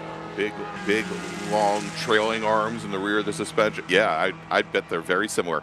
Now, Anthony Henderson, who we were just talking about over in Formula V's out of Chattanooga, Tennessee, he was the South Atlantic Road Racing Champion. That is the regional series put on by the Southeast Division of the SCCA in 2007, 2023, and 24. And this past year, he was a Southeast Division co-champion in Formula V. He says he's got 40 race wins since 2001. And a big mentor of his, for those of you that are big in Formula V, Stephen Davis, longtime stalwart. Well, I guess that's pretty much the same thing. In Formula V here in the Southeast Division. And great to see him passing as many of these racers do in Formula V, passing their craft down to younger drivers as we have. And when I say younger drivers, Henderson is at the young age of 53 racing right now. Hope he doesn't mind me telling everybody that. As we had one of our Formula Vs having some challenges there coming through 10A and 10B. We'll get the number on that car in just a second here, as it just went by me and I didn't look at it, Tom, because I've got shades down here in the booth. I think that was Jacob Schilling out of Formula V in the Mysterian. One of the drivers. This is a long way from Wisconsin. That is a heck of a tow. Probably left the snow to get down to the races here. Also had an improvement, very, very, very slight improvement for David Ibarra last time through, only a couple of hundredths quicker. Mike Lawrence also improved. He's your quickest Formula V on track. The number 36 picked up about a tenth. Is now in the 1:45 range, so he's at least on the same second as the timer is concerned as Donnie Isley. And again, I think I'm going to bet that big drift through turn 5 for one of our Formula Fs just there, caught that out of the corner of my eye. Weren't we just talk about dirt track? Yeah, that's absolutely. There you go. But I was going to say in Formula V, I think that back straight with a draft, you could probably be a second off somebody and stay with them for most of the lap as long as you hang on just enough to be in the draft. I mean, that's going to be a absolute game changer in race time. Yeah, the long straight here at Road Atlanta, I mean, and in that class, I think you're right. It probably for me, Tom, because I've never driven a real life Formula V, but obviously I've spent a lot of time in the virtual world. That the effects of the draft in those cars, you know, they look like little cigars, and you'd think that they're incredibly aerodynamic, but they're not. They open up a big hole in the air when you're behind one of them. And the approach rates are so far beyond what I was expecting when I raced one. That you know, obviously their throttle modulation is going to be important, but I mean, with those cars, the key obviously is momentum when you only have somewhere around 60 horsepower in those engines, and typically only 2 gears to work with. They're 4-speed transmissions, and the first 2 gears are very rarely, if ever, used here at Road Atlanta, other than coming off the grid. But you know, it is a job of doing throttle modulation, very little brake modulation in those cars. And the brake modulation you do is really at the top of the brake pedal. There's not a lot of threshold braking involved with a car like that. You have to be really, really precise with maybe the first 30% of the pedal travel underneath your, well, probably right foot for most drivers. So learning to brake, even as we come down into turn 1 here, the minimum speeds for these cars are going to be well above 80, maybe 85 to 90 miles an hour, or even possibly just slightly above that. I'm going to guess just right around 88 to 90 miles an hour. And you're going uphill. The hill catches you with 70 horsepower. It's all in the precision of scrubbing off only as much speed as you need to, and not any bit more. Yeah. All right, so we've got about 2.5 minutes remaining. And Rich Richardson in Formula V just turned in a few moments ago, turned in his fastest lap of the session at a 150 flat. We talked about him as we've got a driver, another one of our Formula V racers, having a bit of a challenge. They're coming through turn 5. He gets the car righted and is back along his way. Always lucky to get away with one at turn 5. I think that was Schilling again in that black Formula V going, having some issues. And we've actually seen just this year, if you were with us at Buttonwillow, race day 1, we had 4 or 5 different drivers self-spin in these Formula Vs. Yeah. And actually, I think a lot of that is I think that was Barry Shelton, by the way, out of Huntersville, North Carolina, in his citation. Yeah. Gotcha. And it just shows that these cars are pretty difficult in keeping that momentum. They don't have enough power to spin on exit that way. They start to spin on the entry, and then it finally comes around halfway through the corner, you know. Exactly. And they're losing all their momentum going up the hill there at 5. There's not much left at that point. All right, real quick, Tom, let me make another call to the grid for our next group. Attention in the paddock. Those of you who haven't made it to the grid yet should head there now in STL, STU, T3, and T4. That's race group 4. STL, STU, T3, T4. Please head to the grid, as we just had Axel Roy in the number 75 Formula F take his car back behind the wall and back to the paddock in his Cahill car. That car with white with Dayglow orange on the engine cover. I'll have to keep a note of that one as we go through the weekend. And so our Formula car drivers in this group, Tom, we talked about the first couple races when they start, scheduled to go on track for their, what we're calling a feature race tomorrow at 11:25 a.m. And what we're going to do is we're going to kind of break things down because of this deal with the extended quiet hours that we have on Sunday. We're going to have the first 4 of our 8 race groups run their feature race, which is, as you mentioned, 35 minutes or 19 laps, whichever comes first. They're going to run those tomorrow. Groups 5 through 6 will have their sprint races tomorrow. Those are going to be 25-minute races. And then we kind of flip the order over on Sunday. Right. Checkered flag is out on this session, and things continue to get more interesting in Formula V. Mike Lawrence on the very end of the session put in a faster lap yet again and is now only 4/10 back from Donnie Isley. We have a race brewing at the front of Formula V. Also, interestingly, Michael Nitz in the number 94, the best racing number in my opinion, also out of Wisconsin, was nipped just slightly by Rich Richardson for a lap and a half until he also improved last time through and picked up what will become third once again. No, it will be fourth because of Isley. It will be fourth on the second row of the grid now. He had been bumped to fifth.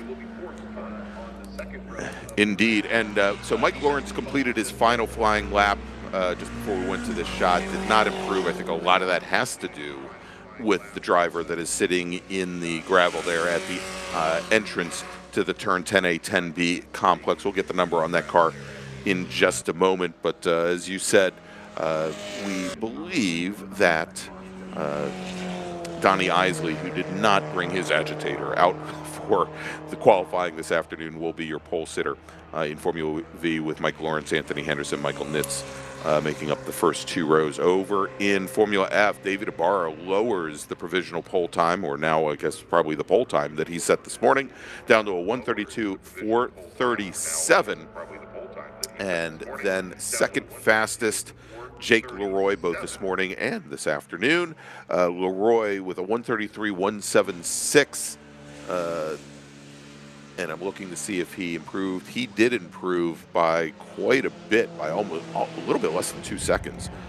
Chris Smith turned in a 1:34 flat, and that will pip Axel Leroy. So we'll see Chris Smith start third. Axel Leroy will start, well, he's going to get pushed back by Miles Crabb as well. So it looks like Tom, pretty much the top four here are going to, that's how we're going to set the order for the race tomorrow morning, with Axel Leroy, who was fourth fastest, actually he was third fastest this morning, now falls 2 positions back to fifth. And then over in Formula 6, Cal Stewart is your pole sitter going into the race weekend. He did not improve on his times from this morning. And he is not scheduled to start tomorrow morning's race, but assuming that the Formula 6 racers don't get any faster in the race tomorrow, he'll be your pole sitter on Sunday. The grids for the Sunday races are based on the fastest laps from today's 2 qualifying sessions and tomorrow's races. All right, so that's going to wrap things up for our first of 2 open wheel groups here this weekend. Next up is going to be group number 4, Super Touring Light, Super Touring Under, Touring 3, and Touring 4. We're going to bring you that action in just a few minutes, but first we're going to take a quick break, and we'll be back here with more racing, more qualifying action from Michelin Raceway Road Atlanta. Stay with us.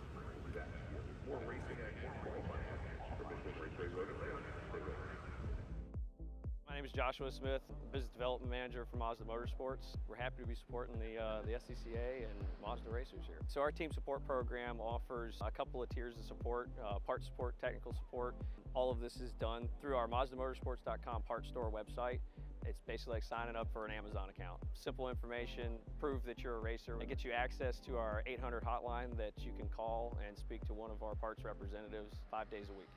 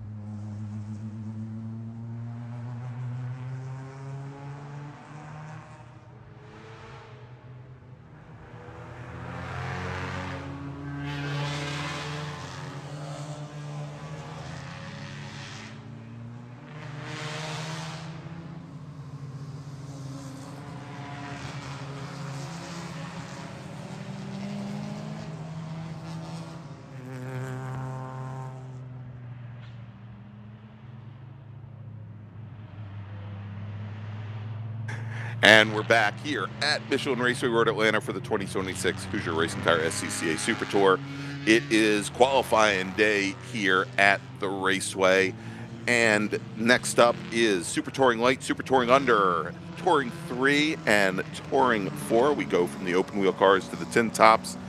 And Tom, besides having a lot of former and current national champions in the class here, this is another huge field. I think we had somewhere along the lines of 47 of these racers out, and as opposed to Spec Miata, or as opposed to Spec Racer 4 Gen 3, many different types of cars with performance envelopes. This is probably going to end up being a much more hectic session as people try to find open space to set fast laps, I think, than even what we saw in Spec Miata or the Spec Racers. Yeah, 49 cars registered, 47, I believe, turning laps, 16 in STL, 15 in STU, 13 in Touring 3, and then 5 in Touring 4. So laps starting now. Scotty B. White's going to lead us to the green flag for the first flying lap of this 25-minute session. And Super Touring essentially means that we allow a set of modifications to the car, including engine swaps, bolt-on aerodynamics, of course, the typical suspension, brakes, and bolt-ons to the engine that you would expect. But L means 2 liters or under, and U means up to 3.5 liters. Right. So that helps there. And then Touring 3, Touring 4, they also get a much more mild set of modifications, typically just suspension, brakes, and some mild bolt-ons, factory engines in those cars, no auxiliary aero, and they tend to be very, very relatable to the production, showroom spec of those cars. Yeah, with the Touring 3 and Touring 4 racers, typically a prescribed set of suspension changes that they can make, specific parts that they're allowed to use, spring rate ranges that they can use, as opposed to Super Touring Light, Super Touring Under, where the car preparers have a lot more freedom as far as speccing out individual parts as long as they meet a specific range here. Holy cow, just saw a really hairy moment. A local yellow out for one of the Lotus Exeges out of STU, having a mechanical issue. I think that's either Nazario or Gerasi. But yeah. One of the T3 GR86s had a huge moment coming across the curb as the yellow flag came out, nearly bounced itself off the ground with the rear of those cars a little bit under damped. But either way, we're going straight to a local yellow, which I think is kind of the storyline, can be the storyline, isn't always, with these big collection of classes running at the same time. It can be difficult to find a clear lap with cars making either mechanical issues, as these are all garage-built cars, or even driver errors. The first 2 or 3 laps of this session will likely be a little bit compromised, unfortunately. All right, so as many of our racers are coming across to complete their first flying laps, this morning in the STU class, Johann Schwartz out of Huntersville, North Carolina, owner of, I think, the longest drift in history, if I remember correctly, driving the Van Steenberg prepared Porsche 944 S2. He had a time of 1:33.288.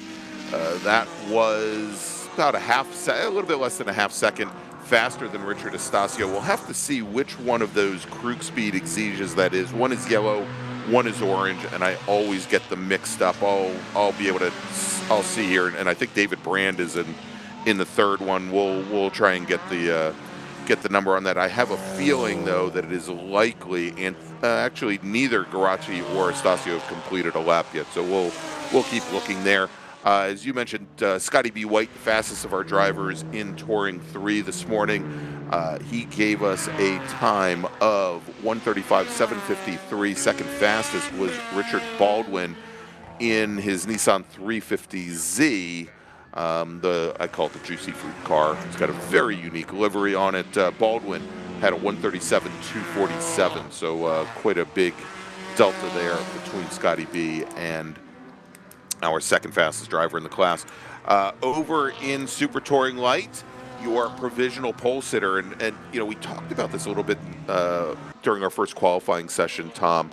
Danny Stain back for for his first Super Tour weekend, and I think it's his first run in his Super Touring light car. Danny, a multi-time national champion in the class, and he, right out of the box, put in a great time, a 1:37 flat to pip Nick Leveroni in his Mazda Miata. Leveroni was almost a quarter of a second off. Third fastest is your defending national champion in the class, Mike Taylor, out of Cumming, Georgia, in his Just Track It machine. And then finally in Touring 4, I got to dig down. Where are we going with Touring 4? Kevin Fryer, now out of Durham, North Carolina, in the Evolve Mazda MX-5, was your fastest driver. That's I believe the black number 98 machine, turned in a 1:41.3 with Aiden Rose in a NC Miata, also in a Krug Speed prepared car, a 1:41.953. He was second fastest. And so far, no big changes. We are going to full course yellow as the driver. I believe it is David Brand in the number 3, according to Flagtronics, who both parked and then got out of that Lotus Exige. So things are going to be brought under a controlled pace. The only driver I caught so far, and it probably wasn't necessarily very clean, who has improved, is your defending national champion in Touring 3, Nick Hammond, in the Nissan 370Z Nismo. Had sat only down in the 5th position with a 1:38 earlier today, well off pace of Scotty B. White's pole time of 1:35.7. He just came through on a somewhat compromised 1:36.7, had a little bit of a backup right here into turn 10A, not huge, but that's good because good for Hammond, because that puts him on the front row, just in front of Richard Baldwin. So even if he doesn't get any quicker, he's gone from row 3 to row 1. All right, and Devin Anderson was, I believe, in a Subaru BRZ. Anderson currently again, we're here under full course caution, but at the moment your second fastest driver in Touring 3. He was your Touring 4 national champion back in 2023 over at Virginia International Raceway, driving the Tech Sport entry. And so we'll see how things play out for him as he's in a very, I guess, the newer, and Tom, you know these chassis much better than I do, in the newer, like, second-gen Toyota GR86 chassis. And I think what he won in Touring 4 was the original BRZ Toyota 86 chassis. Correct. The big difference between them is just the 2.0 liter to 2.4 liter. That's what takes essentially that car from Touring 4 to Touring 3. Of course, there's other updates, but that's the major difference. Also, another shaker and mover as an STU, your current quickest car, Tony Ave, in a 10th gen Civic, car number 44. I think it's white. Maybe that's Peter St. Pierre's white car, but either way, he goes a little bit quicker than his. Actually, goes a lot quicker because he didn't get a time in qualifying 1 this morning. Just puts in a 1:35.3. That's good for third, just behind Schwartz and Estacio. So moving up into the second row for Tony Ave. Yeah, and Tom, as opposed to the conversations about Ryland Hazelton's S2000 a couple of weeks ago, I'm fairly certain that the Tony Ave machine, if that is Peter St. Peter's, is a Civic Type R K20C1 motor under the hood. Although, and I'll look a little more closely when they go by, and I know it's Richard Baldwin heading back to the paddock. Of course, this is the first year where we've got STU and what was GT3, and I guess last year GT3U, combined into a single class, correct? And so it's quite possible, and I'll look to see if it's the white one or if it's the light blue Civic that Tony Ave had been running in GT3. That's a tube frame silhouette body. Oh, right. Yes. Car, and I'll try and track down and watch as it goes by.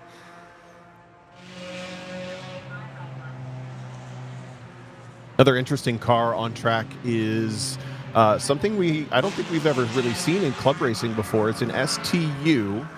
John Weisberg from Berg Racing has professional experience. They've got a lot of different cars over the years, when I met them, they were mostly Mazda people and had been up until recently. He built a brand new BMW Z4.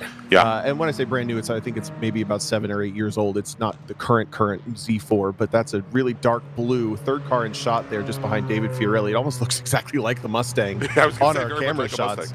But it is a BMW Z4, which he was telling me about a little bit last year. It's an interesting pick. Thought this is a car that could actually be a bit of a sleeper hit in STU. He's currently 5th quickest at a 137.3, and that's about where he qualified this morning as well. So the car is not necessarily showing front runner pace yet. It's about 5 seconds off of Johann Schwartz's time, who actually dove to the pit lane on the very first lap when the yellow came out. But either way, in development for the number 40, that BMW Z4 is an interesting pick. All right, and I have been able to confirm, Tom, that Tony Ave, the number 44 STU Honda Civic, is the chassis that he had been running in GT3 or GT3U over the past couple of years. I'm sure we'll pick it up at some point here, but that's a big change this year. Last year, we had the STU racers and the GT3U racers typically in the same race group, and that way the club racing board could, I guess, prepare for a good balance of performance between what are, usually unibody cars, production line based cars, and what in most cases were tube frame silhouette bodies, and very strange combination of cars there. They had initially tried to slow down the what were the GT3U cars by going to, as you were mentioning, street tires and DOT tires versus the True Slicks that they had been running, and also adding additional weight, taking away some of the aero capabilities that they had. And this is the first year where they are running in the same class. A good catch. I had forgotten about that combination. I was trying to figure out which Civic Tony Ave is driving, but the GT3 tube frame Civic makes a lot more sense than anything else I've ever seen him drive. Cars looks to be back to green flag condition on all of the tracks, so we'll start to get some good times here. Indeed, and so we mentioned Peter St. Pierre. He is in the white number 84 Honda Civic. He is out of Dallas, Georgia, and as I said, that one I have some experience as he teammates with Mike Taylor in the STL Integra, as well as one of the other Integras that is running this weekend, that being, oh my gosh, all of a sudden, I forgot, John Sewell. John Sewell.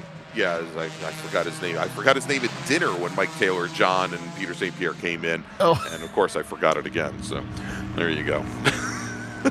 John Sewell, by the way, currently running second fastest in this session in STL. Gonzalo Aponte in his Honda S2000 out of St. Cloud, Florida, just set his fastest lap of the session again. This is basically an out lap after that full course caution at a 139, we'll call it a 139.3. The STL provisional pole time, currently Danny Stain with a 137 flat. So big difference there. Stain, John Hamner, Nick Leveroni, Bob Mueller Jr., and Brayton Williams not bringing their STL cars out for qualifying. Robert Spence in Touring 4. I think William Bolt is our only Touring 3 racer not to take the green, and as we were discussing originally, Tom, over at STU, which one of the Krug Speed Exiges, and you identified it as David Brand, but both Anthony Garacci and Richard Estacio, his two teammates from Krug Speed, did not bring their cars out for qualifying. So 10 minutes left in the session. I think this will be the first time through that most cars are able to get clear track and at pace. As I say that, a couple of STU front runners working their way through some traffic, but Tony Ave goes quicker once again, a 132.9. That's the fastest time on the entire session out of STU, and will also put him in front of Johann Schwartz, a new provisional pole sitter in STU.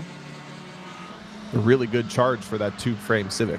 Yeah, and David Fiorelli in the 190 Mustang, almost 4 seconds back in this session. Fiorelli with a fast lap of 136.733, And that is still about 4/10 off of where he was in qualifying this morning, where he was 4th fastest in the class, turned in a 1:36.305. All right, Tom, real quick, because I probably should have taken us to break when we went full course caution, and I did not. Shame on me. We're going to take that break now. Let's make a call to the grid for our next group, though. Attention the paddock, race group 5, B-Spec, E-Production, F-Production, and H-Production. Please head to the grid. Race group 5, B-Spec, E-Production, F-Production, H-Production. Please head to the grid. And with that, we'll take a quick break. We'll be back with more qualifying action in just a few moments. Stay with us.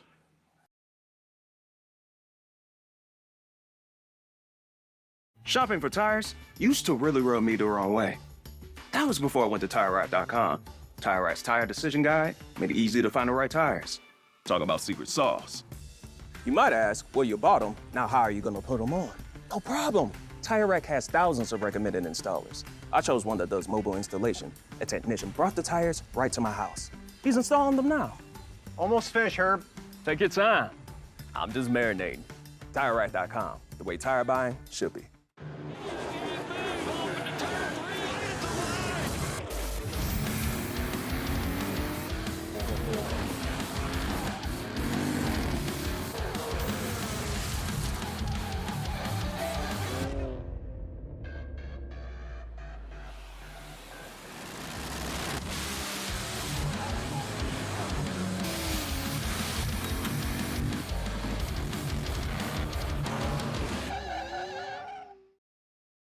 Hoosier Racing Tire is proud to be the presenting sponsor of this year's Hoosier Racing Tire SCCA Super Tour. As the world's largest race tire manufacturer, Hoosier has been at the forefront of motorsports innovation for more than 65 years. From local tracks to the global stage, Hoosier is dedicated to delivering high-performance tires that meet the demands of champions. Whether you're a seasoned competitor or an aspiring racer, Hoosier tires are engineered to help you push the limits. For more information, visit us online at HoosierTire.com or visit us trackside, and remember to connect with us on social media. If you like what you see today, become part of the action by joining the Sports Car Club of America. Whether you want to drive, flag, organize, officiate, have fun with cars, or meet 65,000 enthusiast friends, SCCA offers plenty to feed your motorsports obsession. Ask someone trackside how to get involved, or visit SCCA.com for more information. Did you know SCCA members can save $20 on every track night they sign up for? That's right. Track Night America, driven by Tire Rack, now hosting 150 events at more than 30 tracks across the country, is the easiest and most affordable way to get you and your friends on track in street cars all year long. Visit tracknightinamerica.com to learn more and get yourself on track.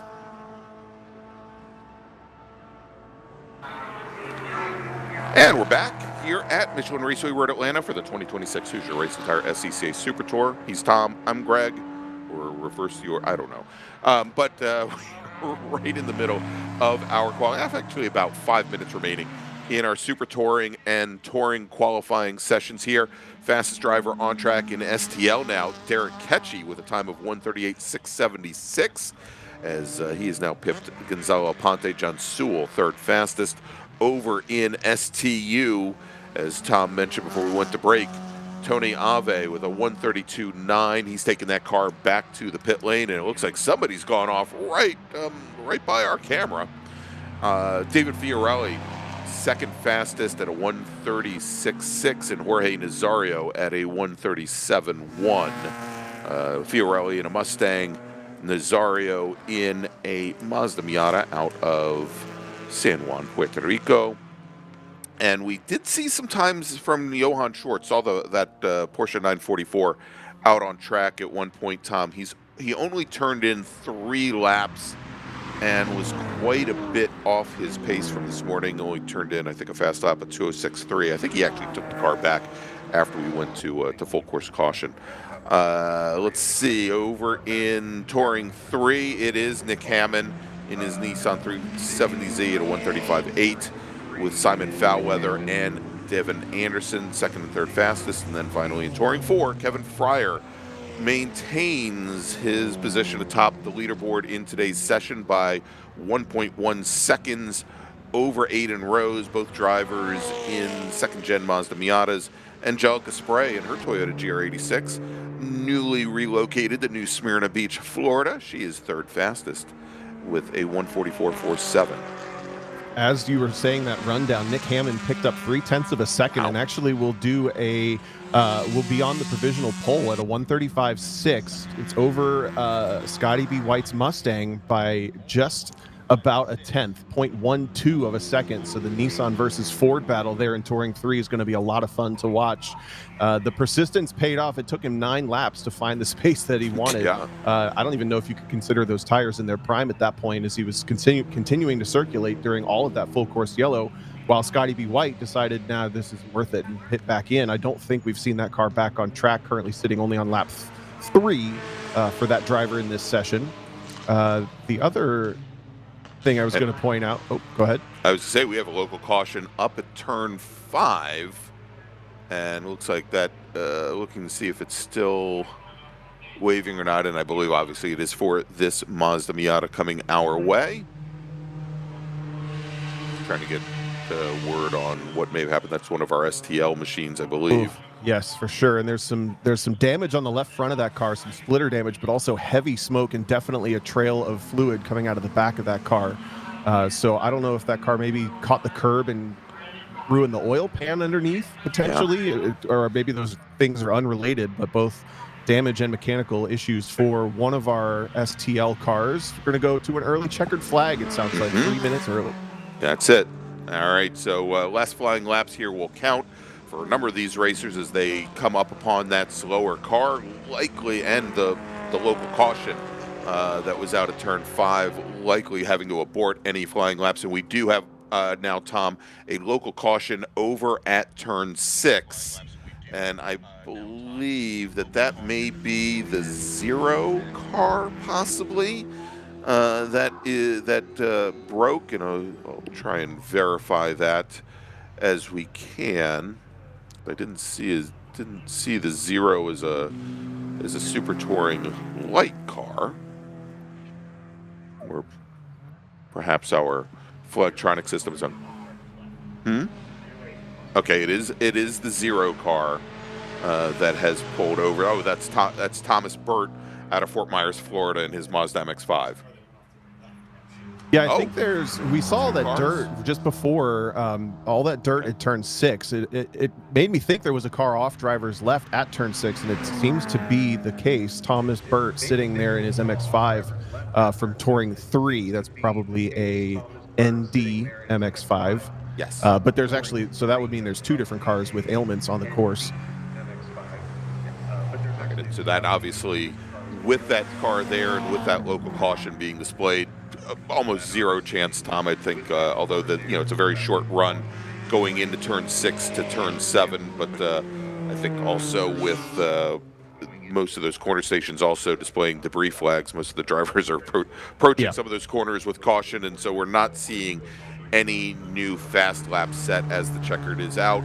And so Derek Ketchy, Gonzalo Ponte, John Sewell, your fastest drivers in STL. And as we were saying here, the provisional pole time in STL coming into the session was a 1:37 set by Danny Stain, who did not go out for the second qualifying. Nicola Veroni was second fastest. I don't believe Ketchy improved upon either of those times. So at least that'll be your first 2. And Tom, I'm not going to make you do 3 different classes, do a merge between 4 different classes and 2 different qualifying sessions here. Even I have limits, unless you think you can do it. The storylines are mainly just that Tony Ave took over the pole in STU from Johann Schwartz, and that Nick Hammond took over the pole in Touring 3 from Scotty B. White, but not by much in either class. Those are both going to be great races. Indeed. And over in Touring 4, Kevin Fryer held on to the provisional pole and onto the pole from first to second session, where he led both. All right, let's make a final call to the grid for our next group, and then we'll take a break and then bring you our last qualifying session of the afternoon here at Michelin Raceway Road Atlanta. Attention the paddock, final call to the grid for race group 5, B-Spec, E Production, F Production, and H Production. Please head to the grid. Race group 5, B-Spec, E Production, F Production, and H Production racers. This is your final call to the grid. All right, let's take that break. We'll be back here in just a few moments with more qualifying action from Michelin Raceway Road Atlanta.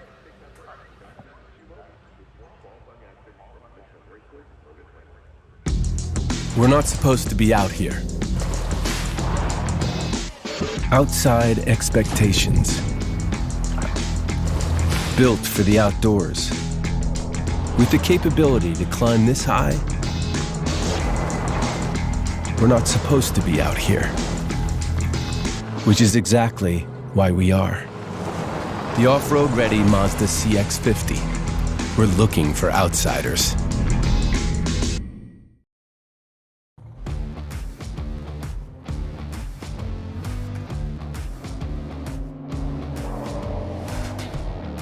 So what is the Tire Rack SCCA Time Attack Challenge? It's Time Attack at its best. It's fast, it's fun, puts you in the driver's seat at some of the best racetracks across the country. So you might be wondering, can I do Time Attack? Short answer, absolutely.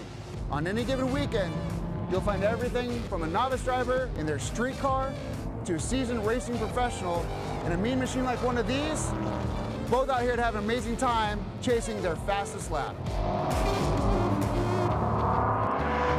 Now I know what you're saying. John, my car's not ready for this. I don't have a Time Attack car. Well, the beautiful thing is, you do. We have classes such as Sport, where it takes hand tools to bolt on some minor modifications, to Tuner, where you get to do some adjustability with coilovers and add a little bit of power. Then Max, you take that, add wings, more power for pure awesomeness, and then you get to Unlimited, which is, well, unlimited. So what's a Time Attack Challenge weekend look like? Well, that's up to you. Whether you're here to get a new personal best, maybe get on the podium, or maybe your goal is that new lap record. Either way, you're going to get 2 days on track where you can chase your fastest lap.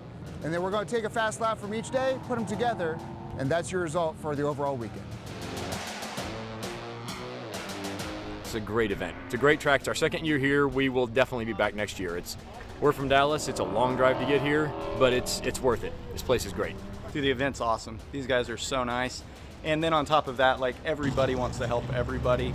Everybody wants to see everybody improve, and it's just such a, like, the whole time you're here, you feel really good, you know. People are really nice, so I love it. If you want to go the time trial route and put a clock on the car, everybody that's your competitor is also your best friend. You'll meet a new family here. Sound like a good time to you? I know it sounds like a good time to me. So come join us. You'll find more information at timetrials.scca.com.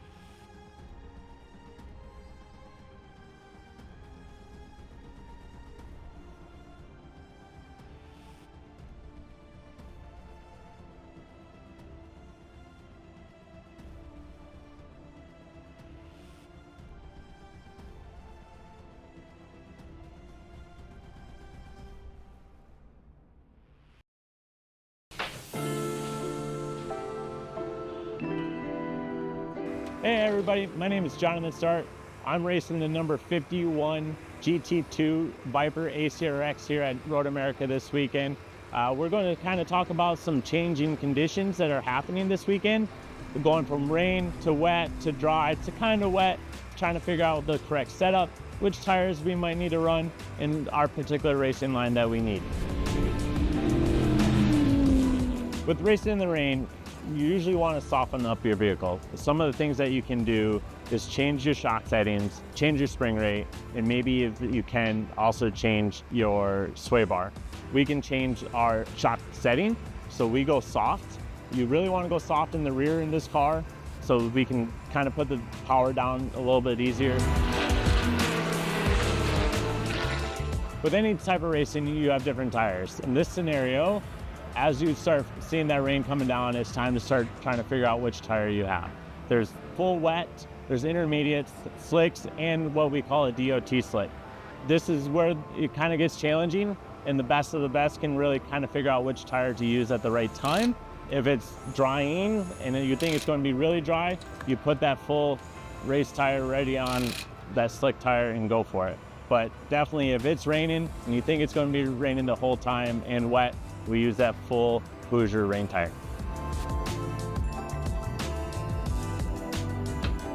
One thing that really factors into this is what you're going to do as a driver. A lot of people change their actual racing line or driving line. As you look, you're looking for puddles, you're looking for glare. If you're on the rain tires and it does start to dry, you're seeking the wet to keep those tires cool. But if you are on those dry tires and it is starting to dry out, you try to get to that dry line as soon as you can to keep those slick tires warm, and hopefully you have the chance to win that race. Hopefully these items that we covered today help you at the track and hopefully make you more successful. But it is my time to go. We're about ready to go race ourselves. I actually need to figure out which tires I'm going to use here in just a moment. Guys, have a great day. Thanks for watching.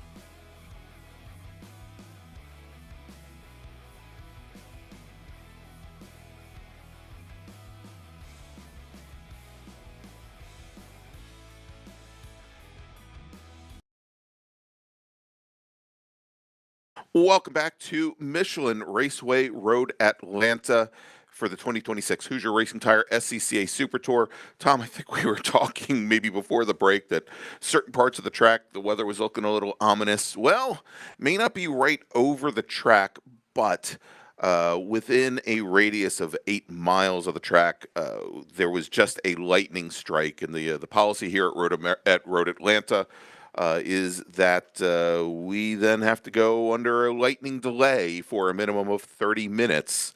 And so that is the situation here. Of course, they were finishing up the cleanup on track, but we now have a minimum of 30 minutes before we're going to see racers heading out back on track for that last qualifying session of the day. As soon as we get more information, we will make sure to update you both at the track and, of course, here on the stream. For those of you watching us on YouTube, please stay tuned, and hopefully we'll be going back to qualifying action soon here at Michelin Raceway Road Atlanta.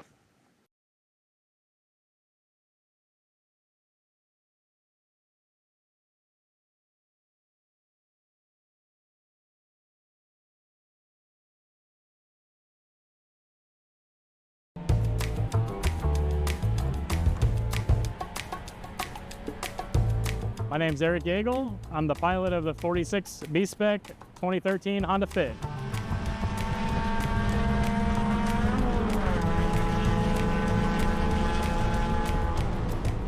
I'm out here racing this weekend. If you want to come join me, you obviously need a race car.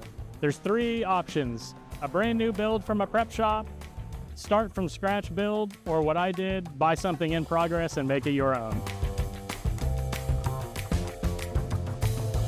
There are a few things that you should really look for when you're either buying a car or building a car. One of the important ones is a cage. Every class has requirements in the GCR that lays out where pipes need to be welded, how many pipes need to be there, and how thick. So before you buy a car, you always want to verify that the cage is up to the rules, and you can drill through and measure to double check before you dump all the money into building a car and finishing one.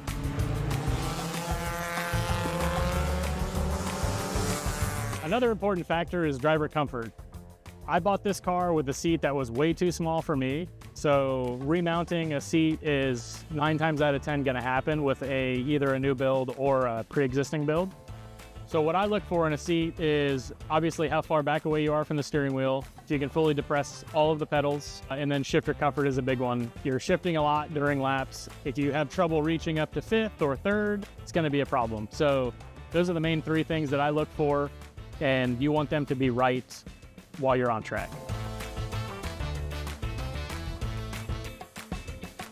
So if you're buying a car that already has a logbook, chances are you're gonna have a fire extinguisher and all of the required safety equipment. Since this car did not have a logbook, I had to install a fire system, and then obviously your personal touches, whether you want aim data, video camera, flagtronics, all that stuff. So I personally had to add my aim dash, my aim camera, the flagtronics, and then I actually took my extinguisher system from my previous car.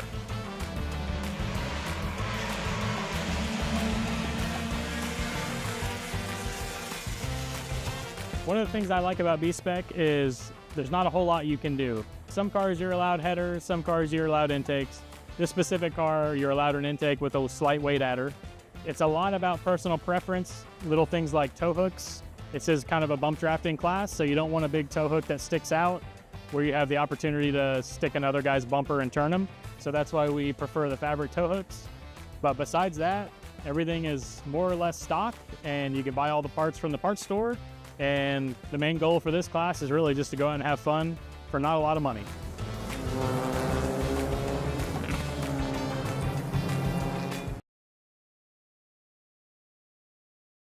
Being that I got this car half built, it took me probably 60 to 70 hours to do the finishing touches on it. And the first weekend went pretty flawlessly. And I've been lucky enough to not have any problems out of this car, but don't feel bad if you do, because this is racing and stuff happens. Just know everything's fixable and you'll be all right. We're here to have fun, and you're gonna have fun in a car like this.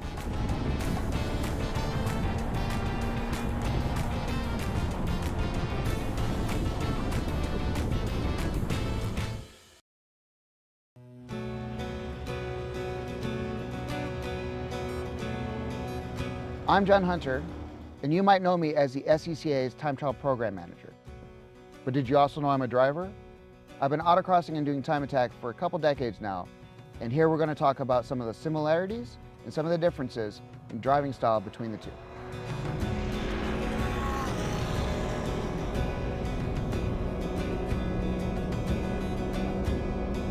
So what we mean by plan of attack is you want to make sure you have a really good game plan going out. And that involves making sure that you only give yourself one or two things that you want to fix, whether you're going out for a new session of laps or that next run in autocross. So next, let's talk about things that are similar but slightly different. And the biggest thing of all is where you're looking. Obviously, with both, you want to look ahead. But with time attack, you're looking so much further ahead to find the exit of that corner. Where in autocross, you're looking for the exit and the next element and the next element, and it's more rapid fire. So one's a little faster pace, but one requires you to look way further out into the distance.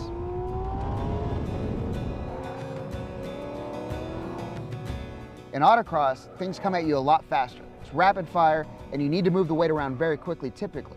Whereas on a track, you'll have a lot more space between corners, so you're slowing the weight transfer down and making sure that you're maximizing your grip in a different way.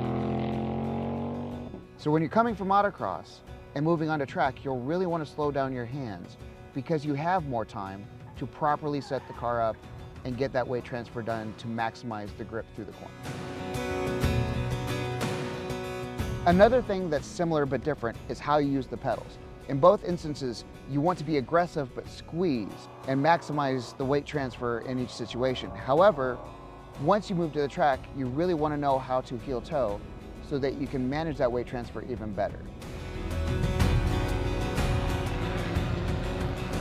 So let's talk about what's different. The biggest thing that I can think of is in autocross, you typically want to make a plan and stick to it because you only get 3 runs. But on track, when you're doing time attack, you typically can run that track over and over and over again. So it affords you the ability to change up that plan and explore new options on lines and how you take certain areas of the track. So even though I'd autocrossed for decades, once I started doing time attack, I found it helped me as an autocross driver as well. So don't hesitate to try the other sport. Whether you're an autocross or a time attack driver, do both. It'll make you a better driver either way.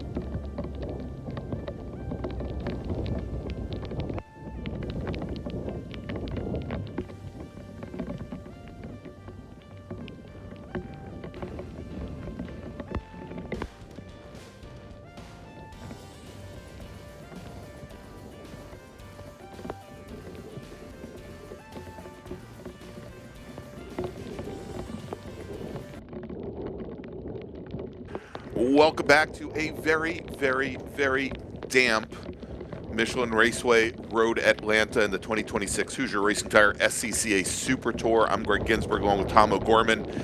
And a decision has just been made here at the track because of the weather and where we are with the schedule that we are going to, because we're still under a lightning delay as well, that we're going to be wrapping up activities for the afternoon. We were planning tomorrow to originally have our Group 6, Group 7, Group 8 racers have their second qualifying session tomorrow morning starting at 8. So a little bit of a change in the schedule. Group 5, B-Spec, E-Production, F-Production, H-Production, who were queued up to go out this afternoon for their second qualifying session. They will be the first group on track tomorrow morning starting at 8 a.m. Eastern Time.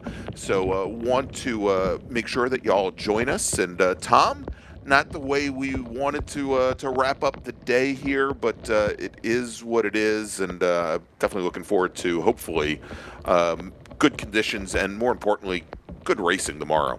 Yeah, easily the right call. I can't wait to get some green flag racing tomorrow, kicking off after those 4 qualifying sessions. Then we'll get to the rain. To the racing. To the rain. It might be raining as well, but yeah, exactly. Either way, a lot of fun. Absolutely. All right, so for Tom O'Gorman, for Jordan Worth, our director, for Brennan Kesmerick, our producer here with DriversEye Live, I'm Gregg Ginsberg, and we will see you bright and early tomorrow morning, 8 a.m. Eastern Time, with more action from the Sports Car Club of America's 2026 Hoosier Racing Tire SCCA Super Tour.